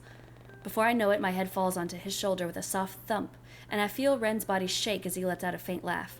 Something moves from the chair next to him before a warm duvet is wrapped around my shoulders. I can feel Ren pull me to his side before we both fall backwards onto the couch. His chest softens the blow, and with one of his hands gently threading through my hair, I slowly start to drift off. Nostalgia greets me once more, and before my consciousness fades away, I try to chase after the foggy memory that had been plaguing my brain as of late. Those 3 kids laughing and playing together near a lake. Who were they? And who was the one that stayed right by my side even after everyone else went home? Almost desperately, I try to recall their face, or any of their defining features, really. At this point, I'd take anything. But it's all for naught when I feel Ren's lips fall to the crown of my head to place a chaste kiss. Sleep well, Cece. With his comforting voice in my mind, I slowly start to slip away. Well, we didn't get thrown in the torture closet, so that's a plus. All right, now we're just going to be a giant asshole, and we're going to be so mean to him. And then we'll be nice or whatever. All right, so we went back, and now we're going to do the bad ending, where we made all of the choices that did not make him happy, made him very pissed off at me, actually. And go to the aquarium and tell him to get wrecked, basically. And see what happens. Probably great things. Also, in this run, I said that I dated Teo. So that's now part of my backstory, is that for some fucking reason, I dated Teo, and we broke up because he's an asshole and cheated on me and didn't want to be exclusive, I guess. The fuck ever, I hate this guy. Okay, so interesting, the note that I got this time wasn't for Leon, it was for Conan. I think it's because during this run, when I was choosing who I wanted to spend the night, I called Conan and had a really awkward conversation and then hung up the phone, so maybe that's why. So he asked us to go in the closet to make Eleanor jealous. And we get this flavor dialogue because we dated. Oh, please, you're the one to talk. You always used to do this to me back when we were dating. Remember all those parties you invited me to, back when we both used to live in the city? You always left me by myself so you can go mess around with other people. At one point, I had to ask Jay to take me home because you didn't come back. You're not seriously bringing this up again, are you? Who do you think asked Jay to pick you up in the first place? And I know you. You always hated getting in trouble with the law. Why would I bring you along and get you involved in that shit? Plus, I'd appreciate if you didn't lump all my interests into just messing around. Is that seriously what you think of me? Yes! Teo, don't give me those eyes. Fuck you. No, absolutely not. I'm not, You can't suck me into this. It takes a special kind of person to get me to hate them more than I hate the Yandere character. Am I just some serial cheating sleazebag to you? Yeah. Well, no, but yeah. And like I've told you a million times, doll, we were never dating. You came to that conclusion by yourself. Excuse me? I mean, when have I ever said we were exclusive? At what point did I ever call you my girlfriend? Every time you asked me where we were, I told you it was just something casual, nothing more. Sure, you got special treatment, but that's only because I saw you as a friend instead of someone I can just screw around with. You don't see me going after Jay or Leon for the same reason, do you? I guess, but still, for what it's worth, I'm sorry for giving you the wrong impression, but you knew from the damn start I wouldn't be down for those kinds of relationships. Did I, though? Did you make that clear to me? Because one of the things he says in day one, when you talk about how he cheated on you all the time, but he made you be exclusive, he was like, yeah, I don't want other people touching what's mine. But then he'd go and sleep around, so like, did you want exclusivity or not? Like, what in the Andrew Tate is happening here? I told you this from the very beginning, Dollface, but whatever we had going on between us, it was never meant to be something serious. You were the one who got too attached and clingy. And now the same damn thing is happening all over again with that blonde friend of yours. Little Miss Princess over there is treating me like I'm a damn child who needs to be supervised all the time. And I can't even tell if she's interested in me or not. Plus, you're not exactly...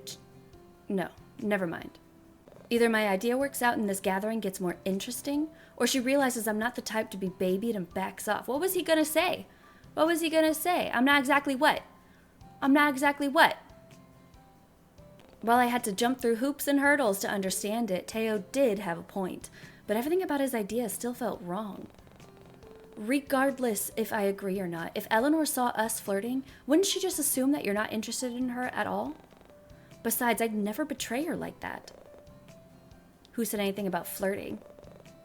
Oh my god, shut up. It'll piss off Ren. It'll piss off Ren. It'll piss off Ren. That's what I need to focus on right now because, oh my god, I hate this guy. Fucking fine. Smart choice, doll. Shut the fuck up, Teo. God.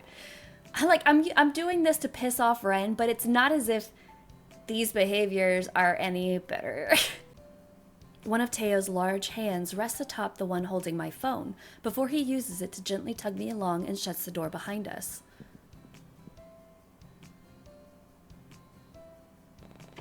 Darkness envelops the both of us as I strain to make out the sound of Teo's shuffling in order to pinpoint where he is. I seriously can't believe he roped me into doing this. This is my side. Don't cross that line. Won't. What line? The line I just drew with my fingers. Teo, I can barely see anything in here. Well, almost. Even in my corner of the dark room, I can still make out the faint shape of boxes on the shelves alongside a dirty mop and cleaning supplies that Teo made sure to put me near. Shit, I hope I wasn't standing in anything. But just as I pull out my phone to use the flashlight and check, bright overhead lights flood the confined space as Ren and Eleanor's concerned faces appear from behind the door. Well, that was quick. Ren wastes no time in shoving past Teo to reach for me, only to take his place by my side and pull me into his chest. Because of this, I could hardly see Eleanor's or Teo's reaction. Couldn't you talk to her outside? I could practically hear the venom dripping from Ren's tone as he harshly glares at Teo from over his shoulder. Who goes into storerooms just to talk anyway? Talk about clingy. Well, whatever. I got what I wanted. I follow Teo's gaze as he takes in Eleanor's flushed expression before he throws an arm over her shoulder, takes the bag of food from their grasp, and guides her out of the closet. Ugh, he's just so skeezy. Ugh. I can hear him mumble something about how adorable she looks with a pouting expression as the door shuts behind them. Nothing but silence is left in their wake, and it's then that I notice that Ren is still in the closet with me, peering down with an unreadable expression. Did he hurt you? Do anything strange? No, Teo was just odd. I couldn't help but feel the need to explain myself. He just wanted a way to make Eleanor jealous, so he suggested going into this closet with him. I swear nothing happened. Do you like him? God, no. What? Do you like Teo? Why else would you agree to... Clarifying who he was talking about still didn't lessen the confusion bubbling in my brain, and I can hear Ren's grasp tighten around the shelf behind me as he tries to find the words to say. His breath comes out staggered now, but his gaze isn't any less intense. No, actually...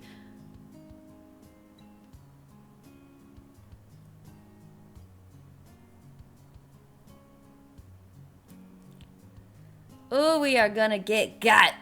Yeah, I like Teo. Something akin to hatred flashes in Ren's eyes before he closes them and rests his forehead against my own. But the action was fast fleeting as his head eventually drops into the crook of my neck instead, and his hands remain against the shelf behind me. I see. Fuck. What does he have that I don't? Nothing. He's a giant tool and I'm a liar. He doesn't seem to respond. Instead, he simply stays rooted in place while his breath fans against my shoulder. I can almost hear the wooden shelf creak as his grip tightens, before he pulls back with a determined glint in his eyes. As long as Teo didn't do anything to you, then... And if he did? I'd kill him. Yeah. One can dream. It was like the room got cold all of a sudden. There was an unsettling look on Ren's face before it quickly morphs into his usual soft expression. Was I just imagining things? Just kidding. No, you're not. Something tells me he wasn't really joking around. Angel? Are you okay? Was that really Ren just now?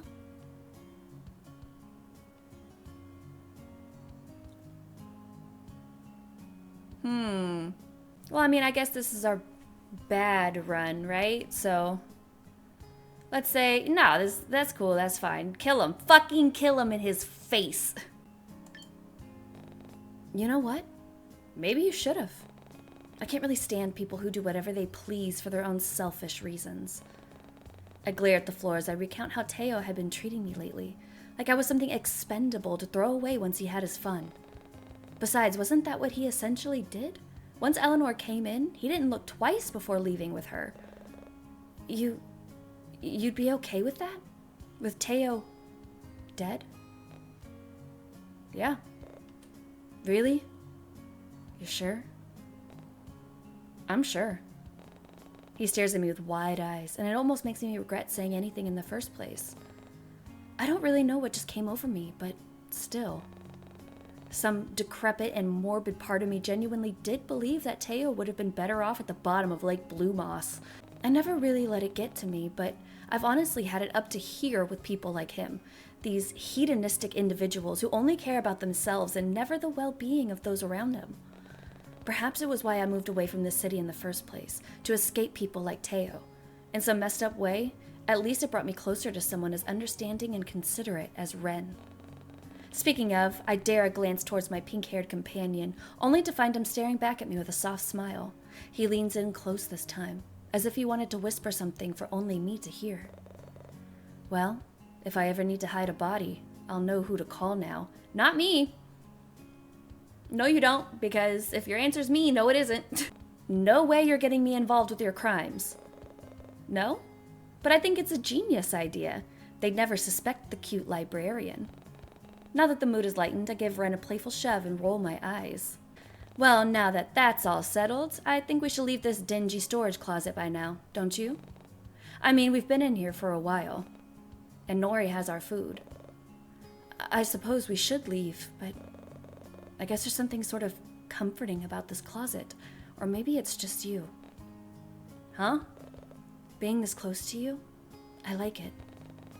Where was this coming from? Suddenly, I can hear Ren's arm shift from beside me and move towards my face instead. His fingertips hover close to my cheek, and for a brief moment, I almost find myself wanting to lean into his touch to feel his warmth. But he pulls away at the very last second, and instead rests his hands by his side once more. Ren? I don't want to be a hypocrite. He sends me yet another soft smile before stepping back and awkwardly tugging on the end of his sleeve. A hypocrite? What did he mean by that? Confused, I press him for answers. What do you mean? I came in here thinking Teo was putting moves on you to get a rise out of me. If I'm being honest, part of me wants to think that he's still outside waiting for us to leave. I want to... He covers his mouth with his hand as he awkwardly shifts his weight from one foot to the other. Ren almost looks like he's weighing his options, and I can't tell if it's a winning or losing battle in his mind. All I can do is offer him a reassuring look to let him know he can speak more freely with me. I mean, we did just have a heart-to-heart about the appropriateness of murder a few minutes ago. I kind of want to make him jealous, too. Oh? I mean, I'm supposed to be paired up with you today, not him. He has no business trying to take you from me. Not like he could, anyway. His words remind me of the day at the pier, when that pushy cashier kept trying to flirt with Ren.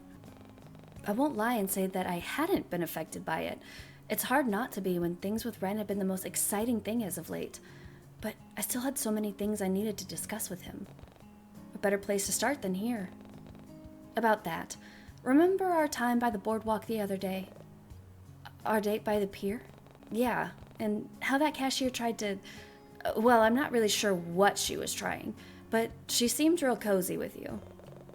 Cozy? Did it come across that way? I thought I made my intentions with her clear. The confusion must have been written all over my face as Ren takes it upon himself to elaborate further. I may have threatened to push her down the staircase. I wouldn't really do it, though. That's a totally appropriate and normal response when somebody's trying to flirt with you. Just threaten to push them down the fucking stairs. What? You really tried to threaten her?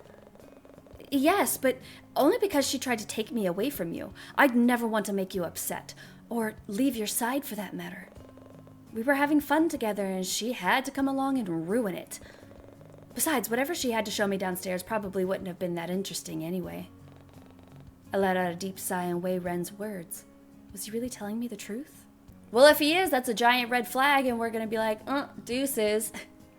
And if we think that he's lying to us, then that's a big red flag and deuces. I swear, I'm not interested in her, Angel. In fact, I'm not really interested in anyone who isn't you.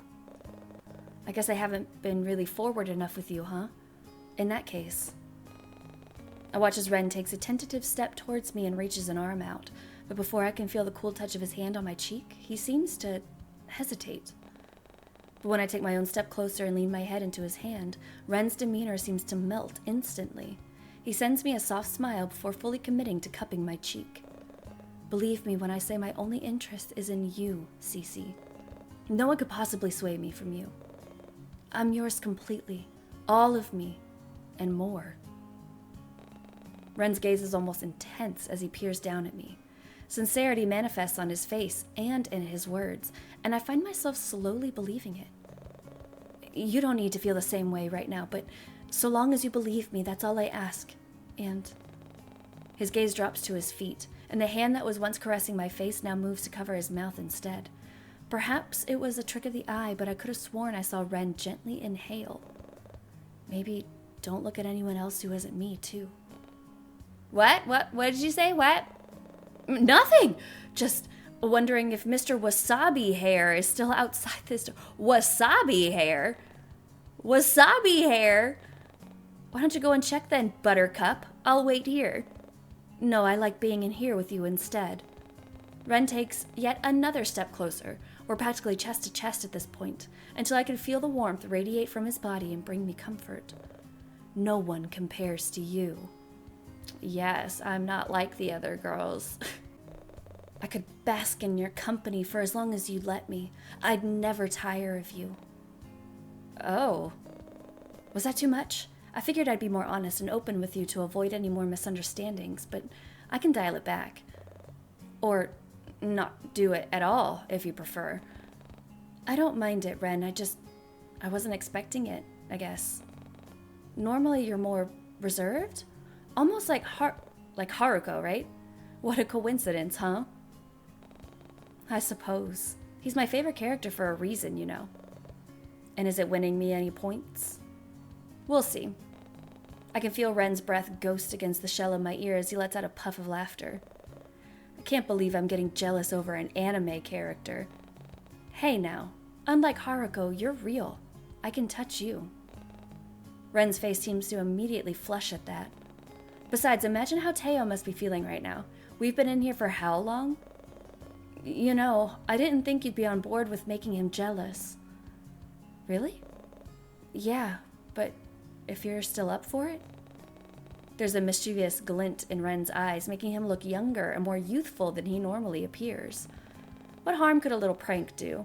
I did want to get back at Teo for making me go through with this in the first place, and, admittedly, I was enjoying my time with Ren in the closet. I wouldn't have had this much needed conversation otherwise, nor would I have gotten any clarity if I had kept pondering over it endlessly. With a lopsided smile on my own, I come to a decision.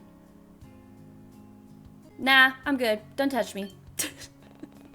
Actually, maybe we should just get out of this closet and face him like adults. Yeah, it's probably for the best. We wouldn't want to keep Eleanor waiting either. Yeah, we definitely wouldn't want that. I can see the dejected look briefly take hold of his expression before Ren turns on his heels and offers a hand to guide me out of the dark room. And before he opens the closet door, I place a quick peck on his cheek before stepping out with a grin.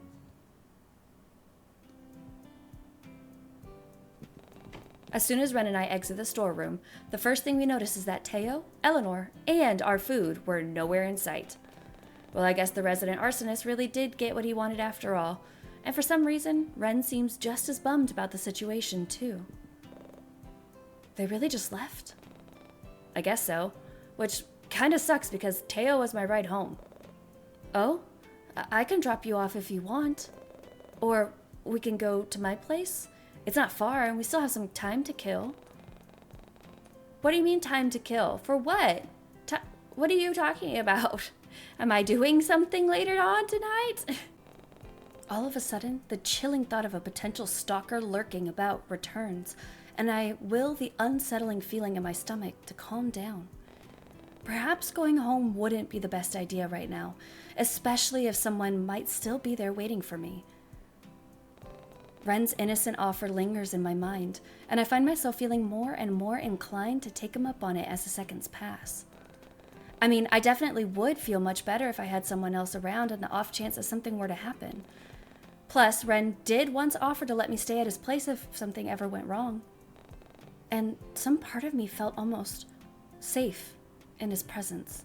Still, I didn't want to concern him with my troubles, let alone potentially put his well-being at risk.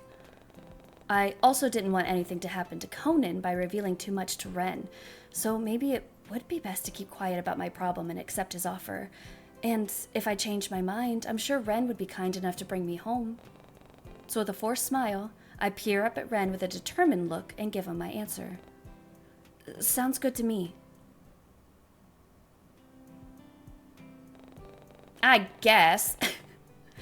The walk to the parking lot was slow and uneventful, but I didn't seem to mind. It was fun with Ren as we playfully nudged each other along the sidewalk, and the banter we shared helped brighten my mood. Eventually, though, things started to wind down, and I find myself trying to fill the silence. So, Teo and Eleanor, huh? Somehow the conversation keeps falling back to the pair, and I just couldn't understand why. It wasn't like I was actively trying to think about them, though maybe I just needed to rack my brain around it for the thought to leave my mind. A sideward glance in Ren's direction shows that he genuinely was considering my question, if the pursed lip and head tilt were anything to go by, and I couldn't help but chuckle. It sure was a weird combo now that I think about it, but, well, if it works, that's true, I suppose. It's just hard to imagine Nori with someone like Teo. Do you think it's impossible, being with someone who's not your type? I guess it depends on the person. I see. What about you, Ren? Think you could be with someone who might not be your type? No, absolutely not. His response is immediate, and it has me turning my head in my pink-haired companion's direction. I mean, you're my type. Why would I want to be with someone who isn't you? Oh, but this isn't about me, right? You asked about Eleanor and Teo. Yeah. Well, do you think they should be a couple? I choose to ignore the way Ren evades my initial question, but I won't lie. His own musings does leave me pondering. Did I think my friend and coworker would be a good couple? Absolutely not. Hypothetically, of course, I was well aware of the fact that the Teodoro Alvarado would never settle down with anyone. But still, if anyone would be able to get Teo to change his ways, I'm sure Eleanor would do it. She just has a certain calm charm about her that makes everyone want to be a better person. I had no doubt that even people like Teo wouldn't be immune to it. No, they're not good for each other because I should be Teo's girlfriend. Duh. I see. Well then, I guess we should let fate do its thing, right? We shouldn't interfere. You believe in fate? It led me to you. Ugh. Jeez, you're so cheesy. Soon enough, our conversation comes to a halt when a sleek, black sports bike comes into view. So, Ren brought his bike again, huh? Part of me still expected someone like him to just walk everywhere, if I was being honest. If I had known I'd be bringing you home, I would have brought my car instead. But I recently loaned it to a friend, actually. Who? Who are you friends with? Oh, really? Yeah, he's out of town, though. I doubt I'll be getting it back anytime soon. Anyway. Ren retrieves a spare helmet from the side of his motorbike and turns to me once more. All too familiar with this routine, I let him slip the helmet on and secure it tightly. I still wasn't used to riding his bike, but I put the fear aside for the prospect of more free food and a warm home. Somehow we managed to make it to Ren's apartment complex in record time. I guess he really wasn't lying when he said it wasn't that far. And unlike Teo, Ren lawfully parks his bike in the designated area before guiding me towards the elevator with a spring in his step. Tacky music plays as we slowly ascend to the upper levels, though Ren only makes it even more awkward by staring at the back of my head the entire time. I can practically feel his eyes on me even as I try to ignore them, so I offer him a forced grin while we both wait for the elevator doors to open. Once they do, I let out a sigh of relief. The same gaudy interior greets us, and I still find myself trying to process how Ren could afford such a lavish place. Too lost in thought, I aimlessly follow behind my pink-haired companion as he leads me towards his door, before bumping into his backside when he abruptly stops in his tracks. Concerned at his odd and sudden reaction, I glance up only to find him staring intently at the floor. Following Ren's gaze, I notice the lights coming from beneath the cracks of one of the doors, and weirdly enough, the faintest hint of black smoke seems to be emerging from there as well. Smoke? Did they burn their food or something? Confused, I look to Ren to see if he has any better ideas. This is his apartment, right? Nobody lives with him. He lives on this entire floor by himself. Who would be burning their food in this place? Is there something wrong? Oh, no, I didn't realize someone had moved in. I thought I was the only one who lived on this floor. Oh, okay. So we just didn't realize there was somebody moved in. Gotcha. For some reason, I thought he, owned the entire top floor of this building, on purpose, so that nobody moved in. Not a fan of sharing, are we? Not particularly. Still, I guess everything should be fine as long as I don't... Never mind. Before I can question it, Ren continues walking until we arrive at our destination. Watching him dig through his pockets for his keycard only reminds me to check my phone, but when I reach for it, I notice that my own pockets are empty. A wave of realization hits me as the panic slowly starts to creep in. Oh, shoot. In my flustered state, I barely notice Ren turning to me with a curious look on his face. I think I left my phone back at the aquarium. Are you sure? Yeah, I'm pretty sure I placed it on the shelf when Teo pulled me into that closet earlier. Ren seems to bristle at that. Hey, don't worry. I'll go back and get it. The aquarium should still be open anyway. I'm so sorry about this. Ren unlocks the door and gestures for me to go inside. Don't worry about it, Cece. Here, make yourself at home. I'll be back before you know it. I'm gonna break into that fucking locked room. I'm gonna see who he's hiding back there. What are you hiding? Ren doesn't give me a chance to say goodbye before he's speeding off towards the direction of the elevator. Leaving me to my own devices, I awkwardly step inside his apartment and take everything in. Everything looks the same as the last time I was here, down to the cold marble flooring and gaudy furniture scattered about the place. And although I didn't notice it last time, the mirror in his entryway looked very similar to mine. The only difference is that his is hung up correctly. Cute. Well, at least now I know what mine will look like once I put in the effort to fix it.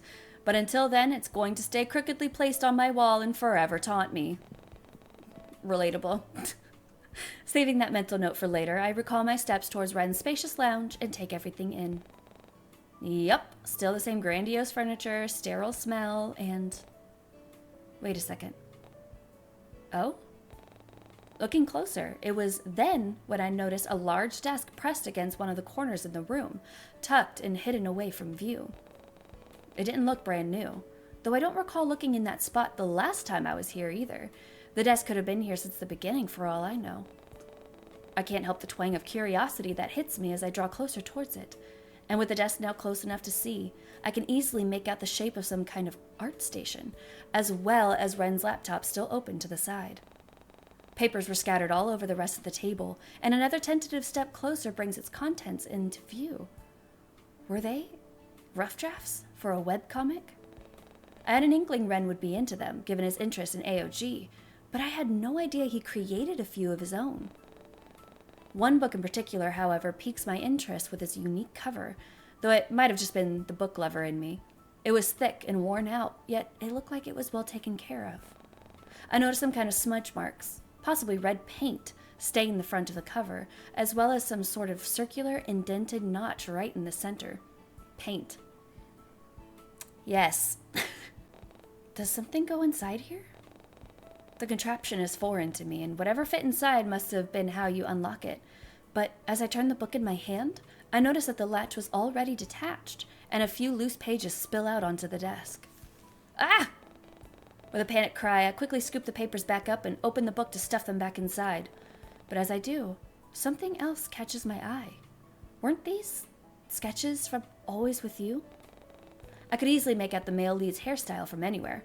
After all, it was similar to Ren's, or rather Haruko's, yet this one had a contrasting shade of black instead of pink. Maybe another character then? Strange. I don't remember seeing any similar black-haired characters in the webcomic. Still, the likeness of the art style was insane, and Always With You was the only webcomic published by the anonymous author. Their debut into the online industry was a huge success because of it. So, fan art? It was oddly cute to think that Ren might have made his own self-insert character, though if I were any better at art, I probably would have done the same. Curiosity once again gets the better of me. Or was it my hyperfixations? And I was half tempted to peek through the rest of the book to learn more. Should I?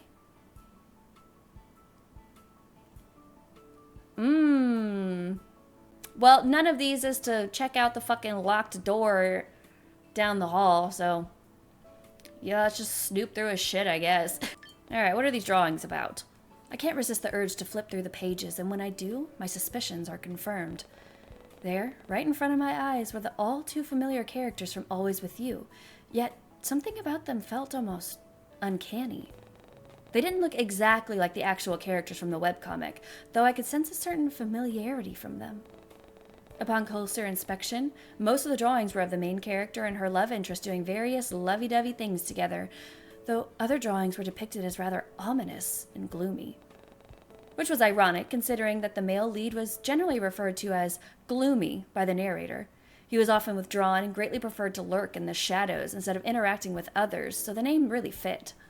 But still, seeing my beloved Gloomy in some of these drawings, surrounded by hundreds of creepy eyes, harsh scribbles, and more of that deep red ink, it honestly made me feel bad for him. Why is he so often being drawn in a dark room with nothing in it, almost like an endless void with no exit in sight? Figuring I'd seen enough, or perhaps I just didn't want to see one of my comfort characters so alone, I tear my eyes away from the pages and close the book. When I do, I make sure to shut the latch properly and place it back on the table. But as I do so, I accidentally knock over one of the ink bottles, which stains the desk a deep shade of black. Ah, shit! I frantically skitter about to look for some paper towels and eventually settle on some toilet paper from Ren's bathroom. By some miracle, it easily lifts a mark from the desk, though it only seems to transfer onto my skin instead. Ugh, great, just when I thought it couldn't get any worse.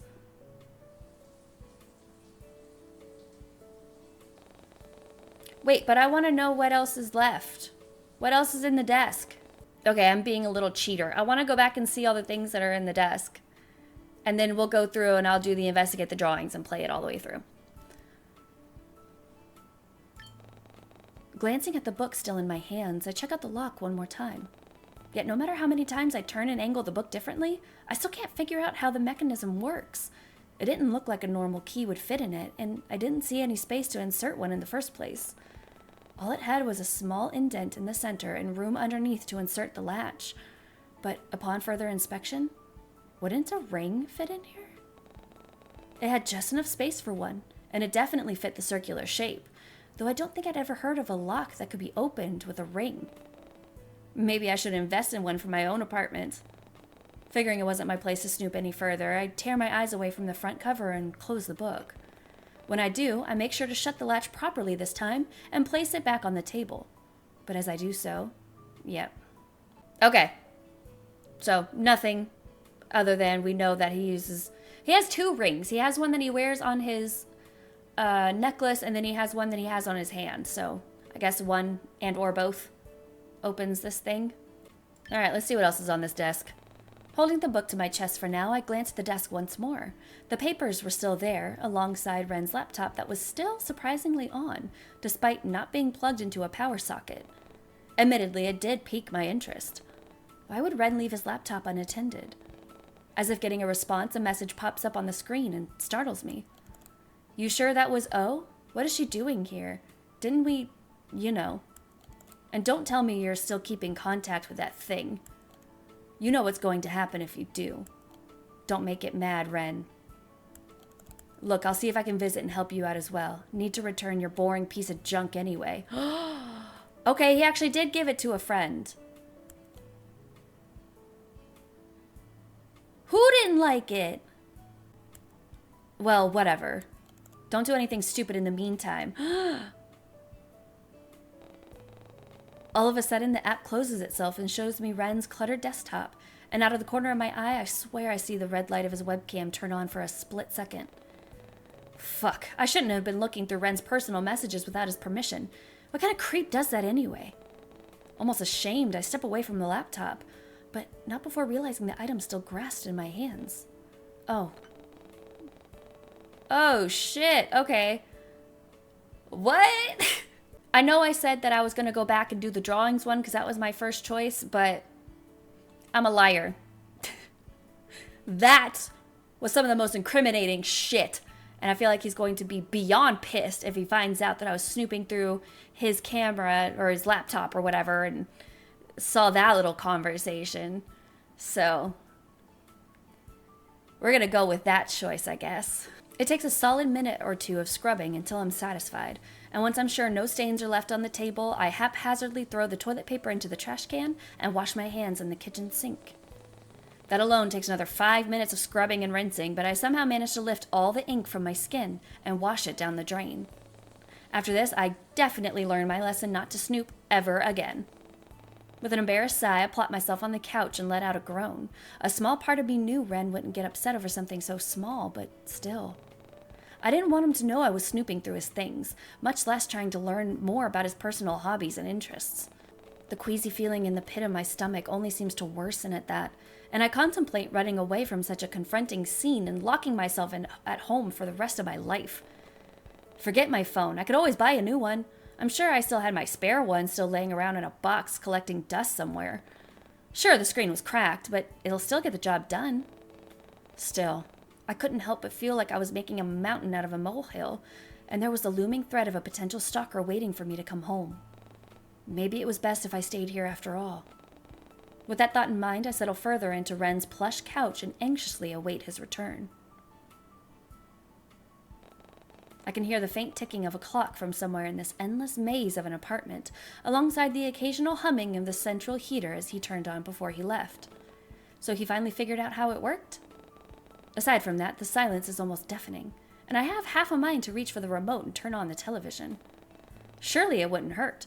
I mean, Ren did say I could make myself at home. You know, potential snooping aside. Perhaps it was to get rid of the guilty feeling forming in my stomach, but I quickly find myself shaking my head to dismiss those thoughts and reaching for the remote on the table.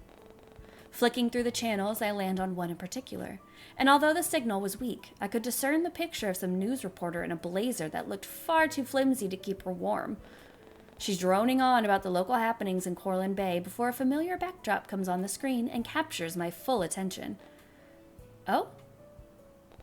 The entrance to the aquarium appears on the television as ambulance lights flash and sirens go off in the background. There's a somber expression on the reporter's face as she communicates with her counterpart who is currently at the location. Victim's body has just been found, mauled and ripped apart in one of the shark tanks. Authorities have confirmed that it is the body of Christian, son and sole heir to the corporate giant Tech Marketing. Also believe that was a self-inflicted accident. Here on the screen with us, we have the mayor's chairman and the mother of the victim, Kaori Alvarado, to talk about. The TV turns to static, and I quickly reach for the remote to find another channel. Another news show pops up, this time showing a grainy black and white recording of CCTV footage taken from the aquarium. And though it's hard to make out, the footage depicts a person pacing around on the wooden decks until the upper half of their body is just out of frame. The rest of their body was still in view, though, being illuminated by their phone screen as they fiddled with it. Then all of a sudden, the person immediately drops it, almost as if it was too hot to touch, and takes a step back. They must have lost their footing or something, and they end up tumbling into the tank and submerging themselves underwater. The footage cuts out shortly after, seemingly too inappropriate to air on live television, as noted by the reporter. I let out a breath I hadn't known I'd been holding and let reality sink in. I was just at that aquarium. I looked at those sharks with everyone just hours prior. Everything felt all too surreal in this moment, and I suddenly wished I had my phone to text Eleanor and Teo to see if they saw the news. With my heartbeat still hammering loudly in my chest, I end up unconsciously turning the television off to avoid hearing about more heavy topics. Seeing all this recent talk of gore and murder on TV, it makes me feel... Okay, I feel like siding with him and being like, yeah, that's awesome. It's fucking cool to see, bro. Death and people getting mauled by sharks. I love it. That's going to be what Ren wants. I'm not about that. So, no. Thinking about all this gory violence and death, it makes me feel uneasy. In fact, it was one of the reasons why I left the city in the first place. Prior to moving to Corlin Bay, I had always been surrounded by petty crimes, selfish assholes who called themselves my friends, and even the stench of death. Moving here had been a good decision at the start, but now, I'm not so sure. Everyone would always say that nothing bad ever happens in the Bay, but after recent events, it was slowly becoming untrue. Ugh. But I suppose it wasn't all bad. I have supportive friends now, an amazing boss and coworker, and a timid library patron who goes to great lengths to keep me safe. Man, I guess I never truly appreciated Ren's thoughtfulness until this moment. He's done so much for me these past few days, and not once has he asked for anything in return. As if manifesting him with my thoughts, I hear the telltale sounds of the front door unlocking before Ren shuffles inside and flicks on all the lights.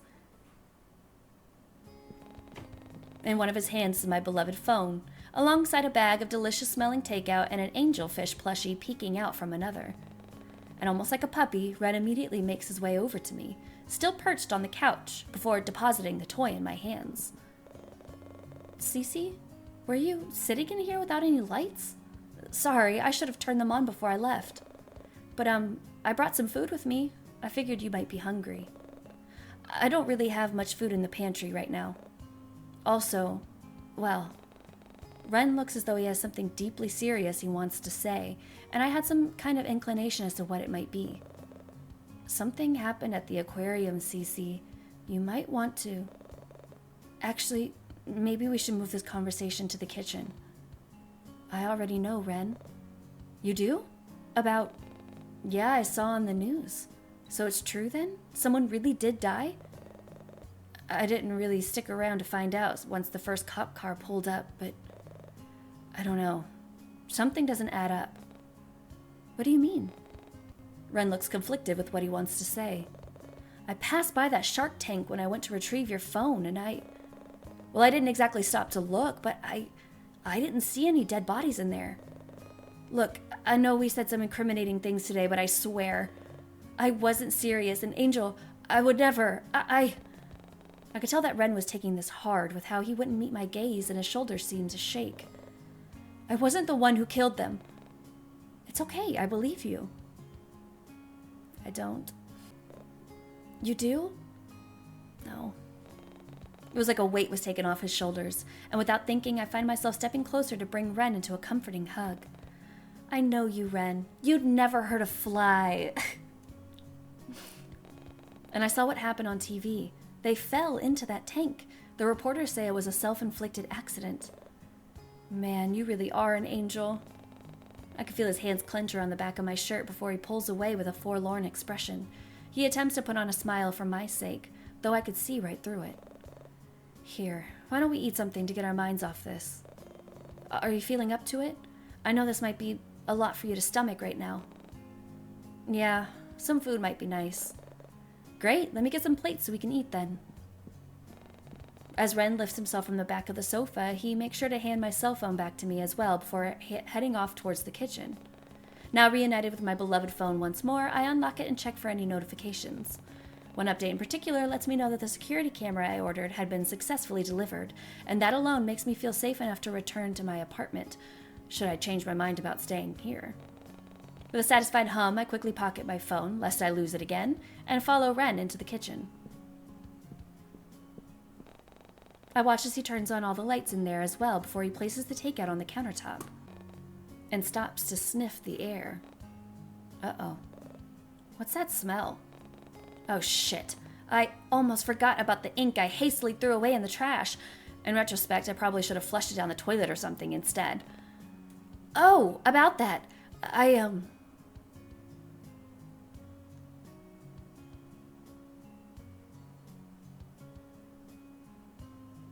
We're gonna be straight up and lie. We're gonna straight up lie, is what I meant.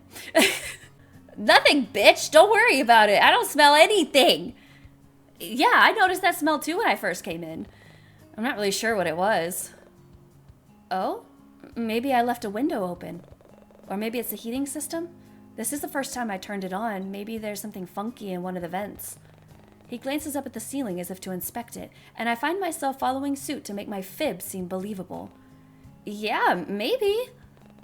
But as Ren moves to throw away some discarded plastic left on the counter, his eyes catch sight of the inky paper sitting on top of the rubbish. Shit. He still doesn't seem to react, though, and before my guilty conscience can eat me alive, Ren's voice breaks the silence. I guess I forgot to take out the trash this morning. Sorry I had to put up with that strong smell. What? He must have known, surely. He had every reason to call me out on my lie, yet he didn't. Instead, Ren seemed to take the blame with a carefree smile. Forget it. Maybe it was some form of righteousness, but I find myself confessing the truth. I accidentally spilled some of your ink earlier. You... what? Food now long forgotten, Ren rounds the corner within seconds and peers down at me with soft eyes. Are you okay? It didn't stain you, did it? It's just ink. Let me see. It's just ink! He was still concerned about me? I watch as Ren reveals more of his hands from within the sleeves of his cardigan to hold and inspect my own.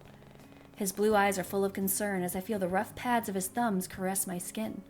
Once again, I'm reminded of the ring on his finger and can't help but ask. That ring. It must be special to you, huh? My ring? Ren follows my gaze to his hand before awkwardly pulling away and scratching at his jaw. Yes, it's a ring I made when I was younger. I'm surprised you noticed it. This ring, it means a lot to me. I don't know what I'd do if I lost it. It's very pretty. What about the one around your neck? That's... Ren clams up the moment I meekly reach out to touch it, and he stares down at me with wide, cautious eyes. His own fingers wrap around my wrist, though he makes no effort to remove my hand from the necklace. In fact, he only seems to hold them in place as he peers at me. Feigning confidence, I run my fingers across the cold metal of his ring and take in all the small details. Much like the ring on Ren's finger, the one around his neck also had a handmade feel to it, if the faint scratches and chips were anything to go by, though the craftsmanship was no less impressive. There also seems to be some kind of inscription inside the ring, but it was difficult for me to read due to the glare coming from the kitchen light. Part of me wants to pull it closer to get a better view, though I doubt it'd be a good idea to yank Ren down by his necklace, especially considering how he was already hunching over enough as it is.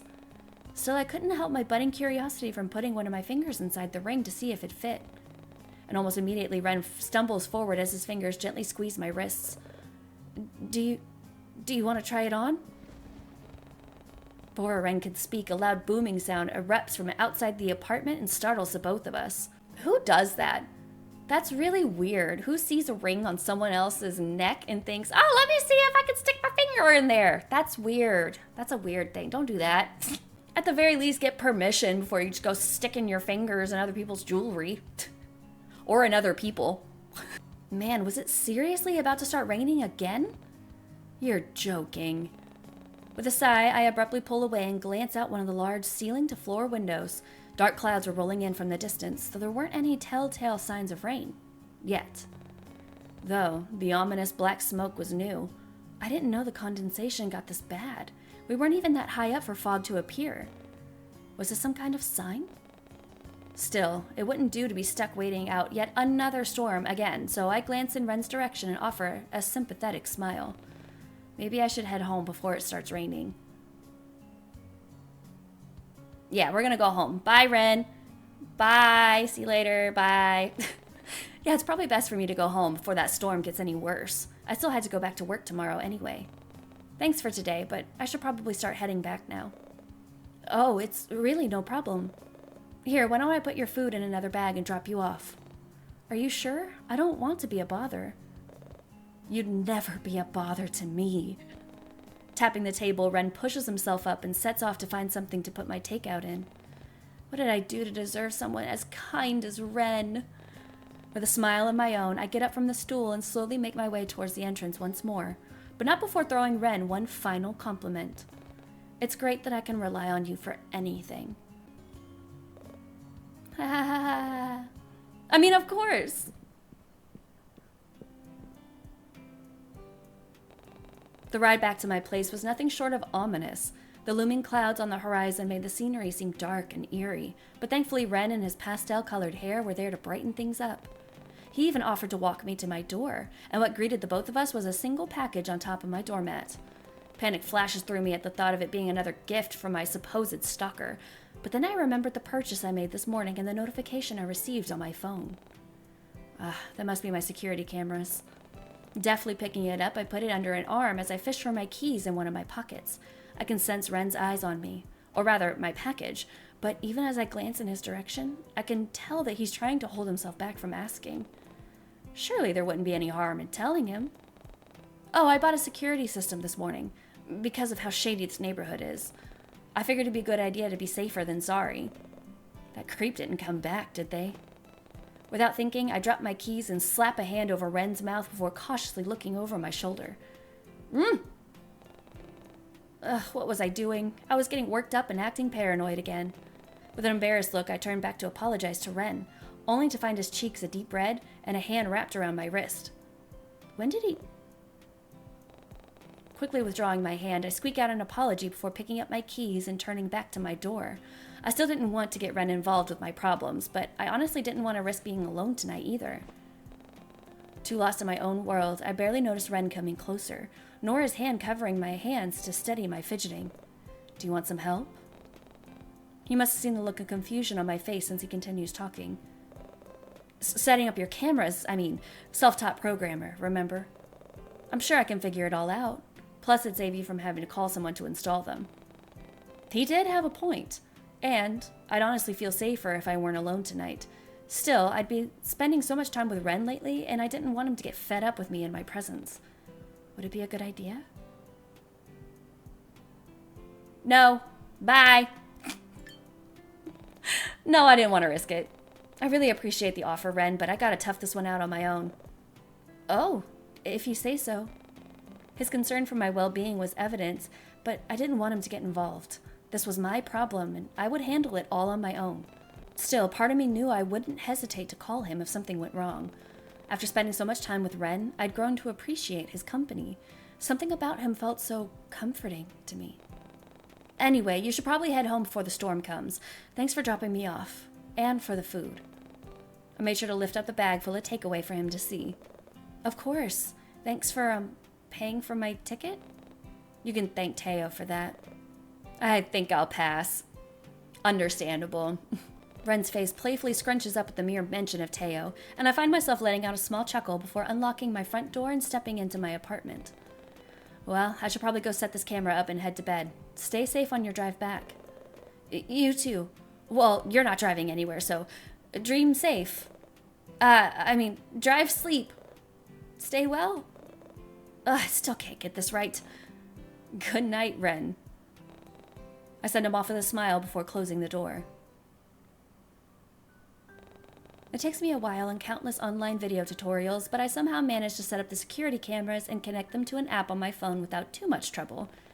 It would alert me of any unusual activity and movements when I'm not home, and I felt immensely safer because of it. Still, I had faith that my new lock hadn't been tampered with since I got it, considering how the letter had been shoved underneath the door rather than being placed on something as conspicuous as a table. If I had found it on my bedside table instead, I definitely would have felt true fear. I was getting worked up again. If I continued to think about this any more than I should, I swear I would start to go crazy. Deciding that it was a problem for future me, I lock myself in my bedroom and hide within the safety of my duvet. A faint glow emits from my phone as I check to make sure I have all the angles in my apartment covered. Satisfied with my handiwork, I lay back on my bed and idly zoom in and out with one of the camera screens until I grow bored.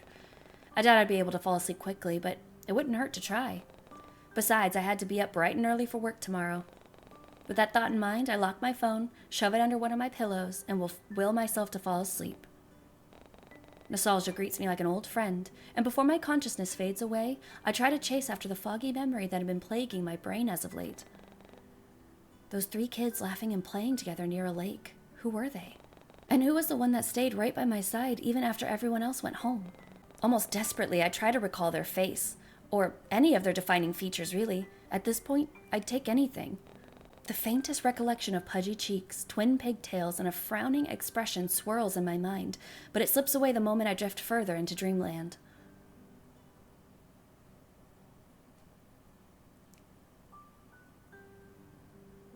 We didn't die. All right, now we're gonna go do the good ending or whatever.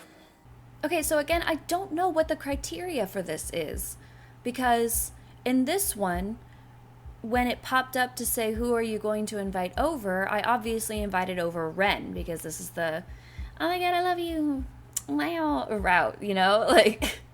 So I haven't talked to anybody, I haven't looked at anybody, I haven't done anything with anybody, and it's Moth this time that gets a picture taken of them.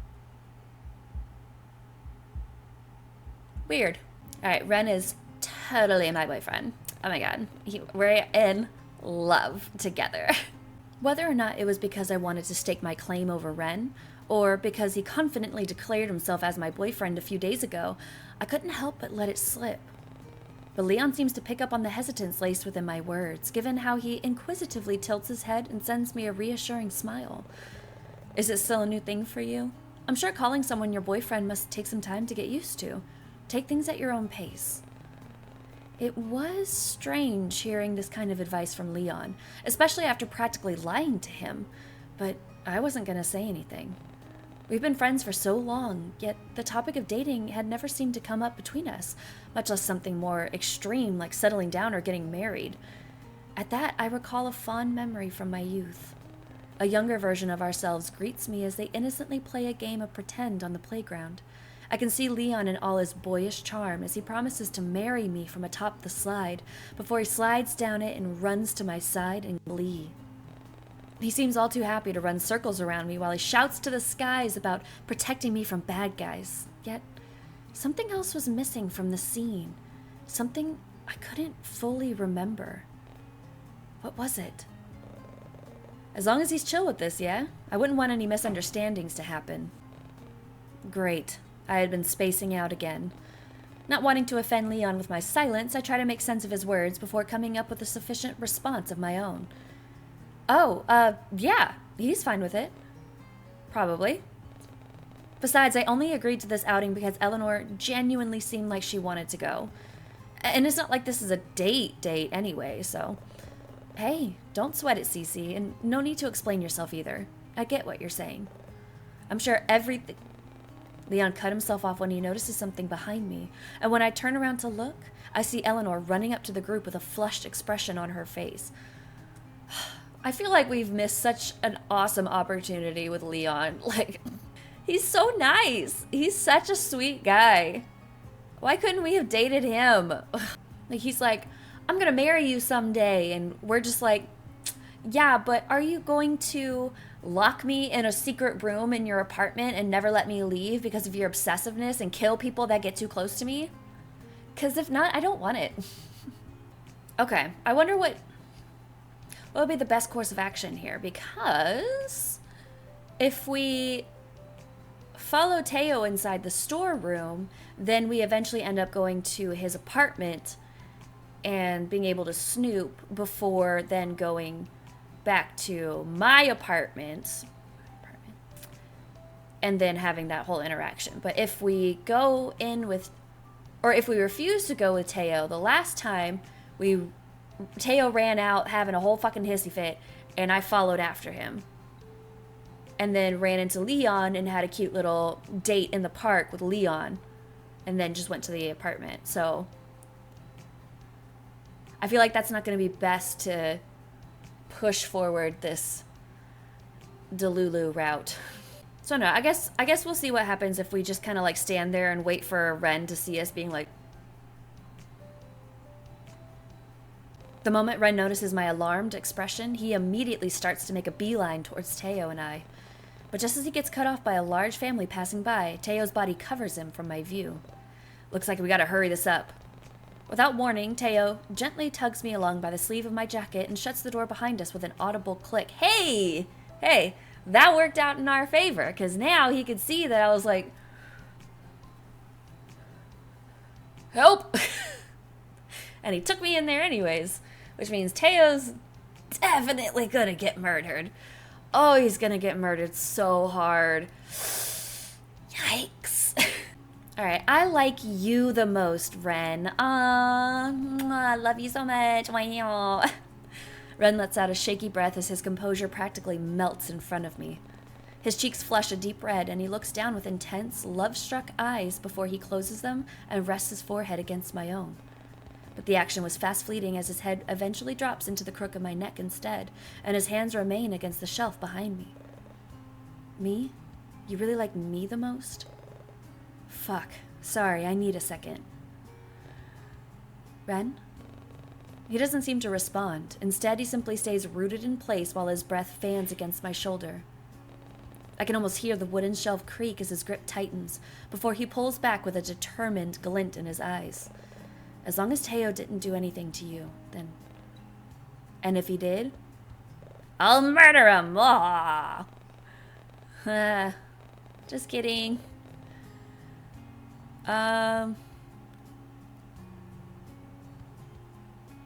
Nah, we're gonna be super into it. We're gonna be into it, and not only that, we're gonna play into it when we watch the news. We're gonna be like, death and gore, dude getting eaten in a shark tank. That's fucking cool, man. Metal. That's super cool. You should have killed him, and I'd be okay with it. See you in a few seconds. Okay. Well. Ew. Okay. Teo and Eleanor would be so cute together. Let them date each other. I don't care at all. You're my main squeeze. They would be absolutely adorbs. So cute. Maybe it'd stop them from looking at you with hearts in their eyes. Eleanor doesn't look at me with hearts in her eyes, though. Like, we're just friends. Teo... He also doesn't look at me with hearts in his eyes. Like, at anything, he would just get drunk and call me at 3 a.m. and be like, you up? But hardly hearts. What was that? Oh, I said, doesn't Eleanor look like she has hearts in her eyes? You know, for Teo. Looking deeply into Nori's eyes, are we? No! No, I would never. Why would I even... I'm just teasing you, Ren. Oh. Alright, we're a good little nuggets. We are not going to snoop. Have your privacy. Have your secrets, sir. I am already ignoring all of your other red flags. Let's not add any more to the list. We're gonna turn away. No, what was I thinking? I wasn't about to invade someone's personal space. What? Ren had nothing but respect for me. It wasn't right to simply rummage through his stuff. He would never, ever rummage through my stuff without me knowing. He would never encroach on my personal space without me knowing. Ever. With a resolute nod, I step away from the laptop, but not before realizing the item still grasped in my hands. Oh! Closing the book, I make sure to shut the latch properly and place it back on the table. And as I do so, I accidentally knock over one of the ink bottles. Damn. I was hoping that this wouldn't happen because we were deciding to be good. And not snoop. Okay. I'm rethinking things. I want to see what happens if we snoop through the fan fiction. So we can be like, I saw your fan fiction, that's adorbs. And then see how he reacts to that. And then if he reacts badly, then we can just, like, not snoop through his shit. And then be like, we didn't even do anything. What are you talking about? All right, look at these drawings. Whoa, fan fiction. What? Okay, and we enjoy seeing blood and guts and body parts. I guess a morbid part of me honestly liked hearing about all these sickening topics on the news. Though it made sense considering how I'd been all but encompassed by it while living in the city. Everywhere I went, I was surrounded by petty crimes, selfish assholes who called themselves my friends, and even the stench of death. I always thought moving to Corlin Bay would give me a break from it. After all, everyone always says nothing bad happens here. But I guess I was wrong. But I suppose it wasn't all bad. I have supportive friends now, an amazing boss and coworker, and a timid library patron who goes to great lengths to keep me safe. From himself, because he's breaking into our apartment, going through our shit, probably taking pictures of us while we sleep. All right, we're gonna be up front. I was snooping through your shit. After all, Ren didn't deserve to be lied to, much less have a guest he trusted snoop through his belongings while he was away. Because who would do that? Man, if I could only say the same thing about my stalker. Before I can dwell on it any further, Ren's worried look pulls me from my thoughts and back to the present. Well, here goes nothing. I accidentally spilled some of your ink earlier. You... what? Food now long forgotten. Yep. Didn't stain you. I'm fine. Okay. And then he just doesn't give a shit. Alright.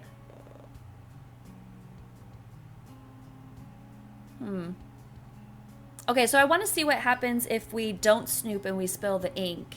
Because we didn't even mention anything about snooping, right? So... yeah, so let me... I just want to see. I'm just curious. Okay, yeah, he doesn't ask. He doesn't care. We don't mention what we were doing at his desk to spill the ink. So we might as well have a little bit of background knowledge tucked away in the back of our brain for later to see what happens with that. All right, I feel like he would like it the most if we stayed, right? Probably best for me to just wait out the storm somewhere safe. If Ren was willing, I wouldn't mind spending the night here. Actually, would it be okay if I crash at your place tonight? His gaze was still on the black smoke outside the window, and it took a gentle nudge and the mention of his name to get Ren's attention once more. Why is it... I haven't done any... coding? For a storm? I know. You were this close to trapping me in a fucking weird marriage ritual with your ring. I know you wouldn't have caused a storm right now. Oh, I mean, yes, of course, it's no problem. I'll go get your stuff set up right now. Here, go ahead and start eating while I go prepare your room. Thanks, Ren. It's great that I can rely on you for anything. Why would I even let him prepare the room? Why wouldn't I just be like, okay, well, I'm sleeping with you, dumbass? Do I want to? No.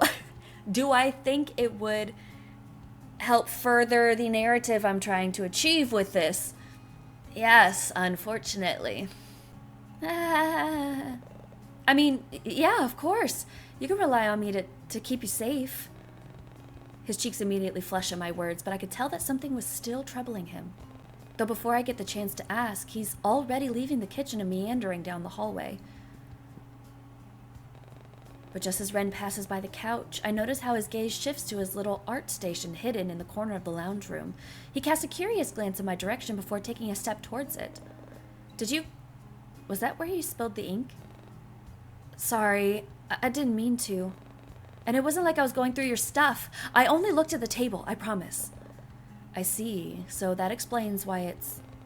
With an unreadable expression, Ren switches from looking impassive to determined in a matter of seconds. He reaches for something on the table, though it was hard to see what it was from where I was sitting in the kitchen. You keep on eating. I'll join you shortly. Uh-oh. Uh-oh. And with that, he disappears into the darkness of his apartment. Deciding there's no use in overthinking his eccentric reactions, or dwelling over the fact that I got caught red-handed for being nosy, I picked up a fork and began to dig into my food. The taste of something both sweet and savory floods my taste buds, and I let out a pleased hum. Man, was takeout always this good? It only takes 3 more modest bites before I practically scarf down the rest of my meal. The flavor was immaculate, and I made a mental note to ask Ren what exactly he ordered the moment he returns. But now that I think about it, it's been a while since he left, and Ren still hasn't come back yet. It's surely been more than 20 minutes by now, and his food was starting to grow cold. Was he really mad after all? Or maybe he needed help. Whether or not it was the guilt still ebbing and flowing inside of me, I put my food aside and tried to locate the eccentric guy in his stupidly large apartment. But as I tiptoe down the hallway, the very same black smoke from earlier rolls out from underneath one of the doors, making my mind grow fuzzy and my legs feel like jelly. What the... Confused and slightly dazed, I lean against the wall for support and weakly call out Ren's name. What was happening to me? A lurching feeling settles within the pit of my stomach, and just before I topple over, strong, scarred arms reach out to catch me.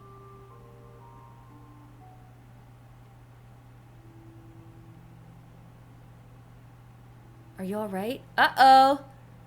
I should have helped you more. This is the bad end. Okay.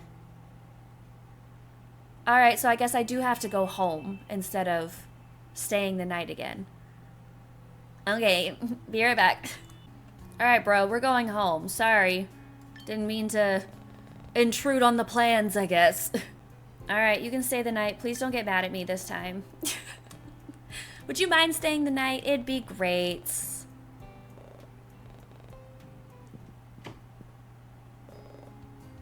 You know, I think we have the same mirror. Oh? Putting the small talk aside for a moment, I usher the pink-haired person into my living room and situate ourselves on the couch. Ren wastes no time in opening my package, placing all the bits and pieces on the table and setting off to work. Though every so often, he'd sneak a peek in my direction whenever he thinks I'm not looking. Did he want something? Raising a brow, I send him a silent question. I don't mean to pry into your personal life, but you know, you're always welcome to stay at my apartment. Except for now, because when I tried now, you knocked me out with fucking catnap gas and yelled at me. Talked about getting your bad end. Well, I wanted to stay the night, bitch. What do you want from me? I mean, you've already stayed the night at my place, so it wouldn't be a bother if you wanted to come over again. I'd honestly sleep better at night knowing you're safe. And I always carry a spare key card with me anyway. If you like, you can hold on to it in case something... I appreciate the offer, Ren, but I can't accept that. It's fine. Besides, you said for yourself that living here can get overwhelming. If this can help you in any way... I don't know. Keep it, just in case. I mean, you never know. What if that creep breaks into your apartment again? Yeah, what if? What if that fucking happens, Ren? If that happens, you can come and stay with me this time. The whiplash, sir. Do you want me to stay the night or do you not want me to stay the night? Because you keep trying to kill me. I could keep you safe, just like the first time you invited me over. The lobby is full of security, and they won't let anyone upstairs without proper clearance. Plus, I don't have rats. Rats? Where was this coming from? I won't lie, though. Ren's offer honestly was tempting. The idea of having somewhere to go in case things got bad was a comforting thought, but something just didn't sit right with me. I know I've been spending a lot of time with Ren recently, but I still wasn't that familiar with him. And sure, I might have developed a bit of a crush on the tall guy, but I wasn't going to be swayed by my feelings. Still, the offer really was tempting, and it wasn't like he was asking me to move in with him or anything. Now that I thought about it, Ren was the one giving me access to his home. It wasn't like I was the one in danger here, right? Right? He was trusting me enough to not be some kind of crazed killer, much like the one on the news. I can't help but crack a small smile at the somewhat morbid thought, and Ren seems to take it as a positive sign. But before I can dwell on it any further, I watch as he leans over to reach into his back pocket and pulls out something that resembles a plastic card. Ren wastes no time handing it to me, and I take a moment to look it over. His address and unit number are neatly printed at the top, and some kind of obscure barcode is on the bottom. However, the apartment name and logo on the top right corner are what really captures my attention. Sunshine Hills? I almost forgot he lived in the nicer parts of Courland Bay. They were known for their high-rise apartments and fancy penthouses, so I'm sure Ren never had to worry about rat infestations or deadbeat landlords. Though the more I thought about it, the more willing I was to accept his offer. Maybe it wouldn't be such a bad idea after all. I couldn't help but wonder what kind of programmer could afford fancy marble flooring, but as always, Ren remained a mystery to me. If this opportunity meant getting to know him better, maybe it'd be worth it. Snapping out of my thoughts, I look up from the glossy plastic and focus my attention back to Ren. Seriously though, it wouldn't hurt to keep it. And it's a spare keycard anyway. I could always get more. I already have a stack of them at home. They're real handy too. I could use them to lock up my office and bedroom without a physical key. But I always end up misplacing them all and... Sorry, Cece, am I rambling again? Well, I don't want you to worry or anything. And you never know what might happen. After seeing what's been on the news lately, I just want you to be safe. He wants me to be safe? Where have I heard that before? Well, I suppose so. Great, then... He glances back at the plastic item in my hands with an expectant look, almost as if he were waiting for me to put it away. and when I carefully shove it into my pocket, Ren seems to visibly relax and lean back into his chair once more. Then that settles it. Come by whenever you want, except for tonight, apparently. You don't even need to call. Thanks. I think I'll still call in advance, or even shoot a text. As lovely as Ren's welcoming hospitality was, I wouldn't want to disrupt or intrude on anything. As if picking up on my sudden silence, he clears his throat and gestures towards the items still laid out on the table in front of us. Anyway, I should finish setting up your cameras. Oh yeah, you're right. Yeah, go set up my cameras, bitch. And get it so that you can hack into it and all that shit. I mean, I know you could do it anyway, but this makes it easy for you, I guess. And that's it! Well, that was day 4 of 14 days with you.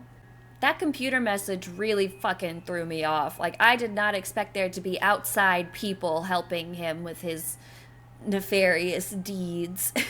So I wonder who the fuck that is and how they're gonna play into this whole thing. Anyways, if any of your friends remind you of Teo, please stop being friends with them immediately, because that is not worth it. He is not a good guy. And I will see you later.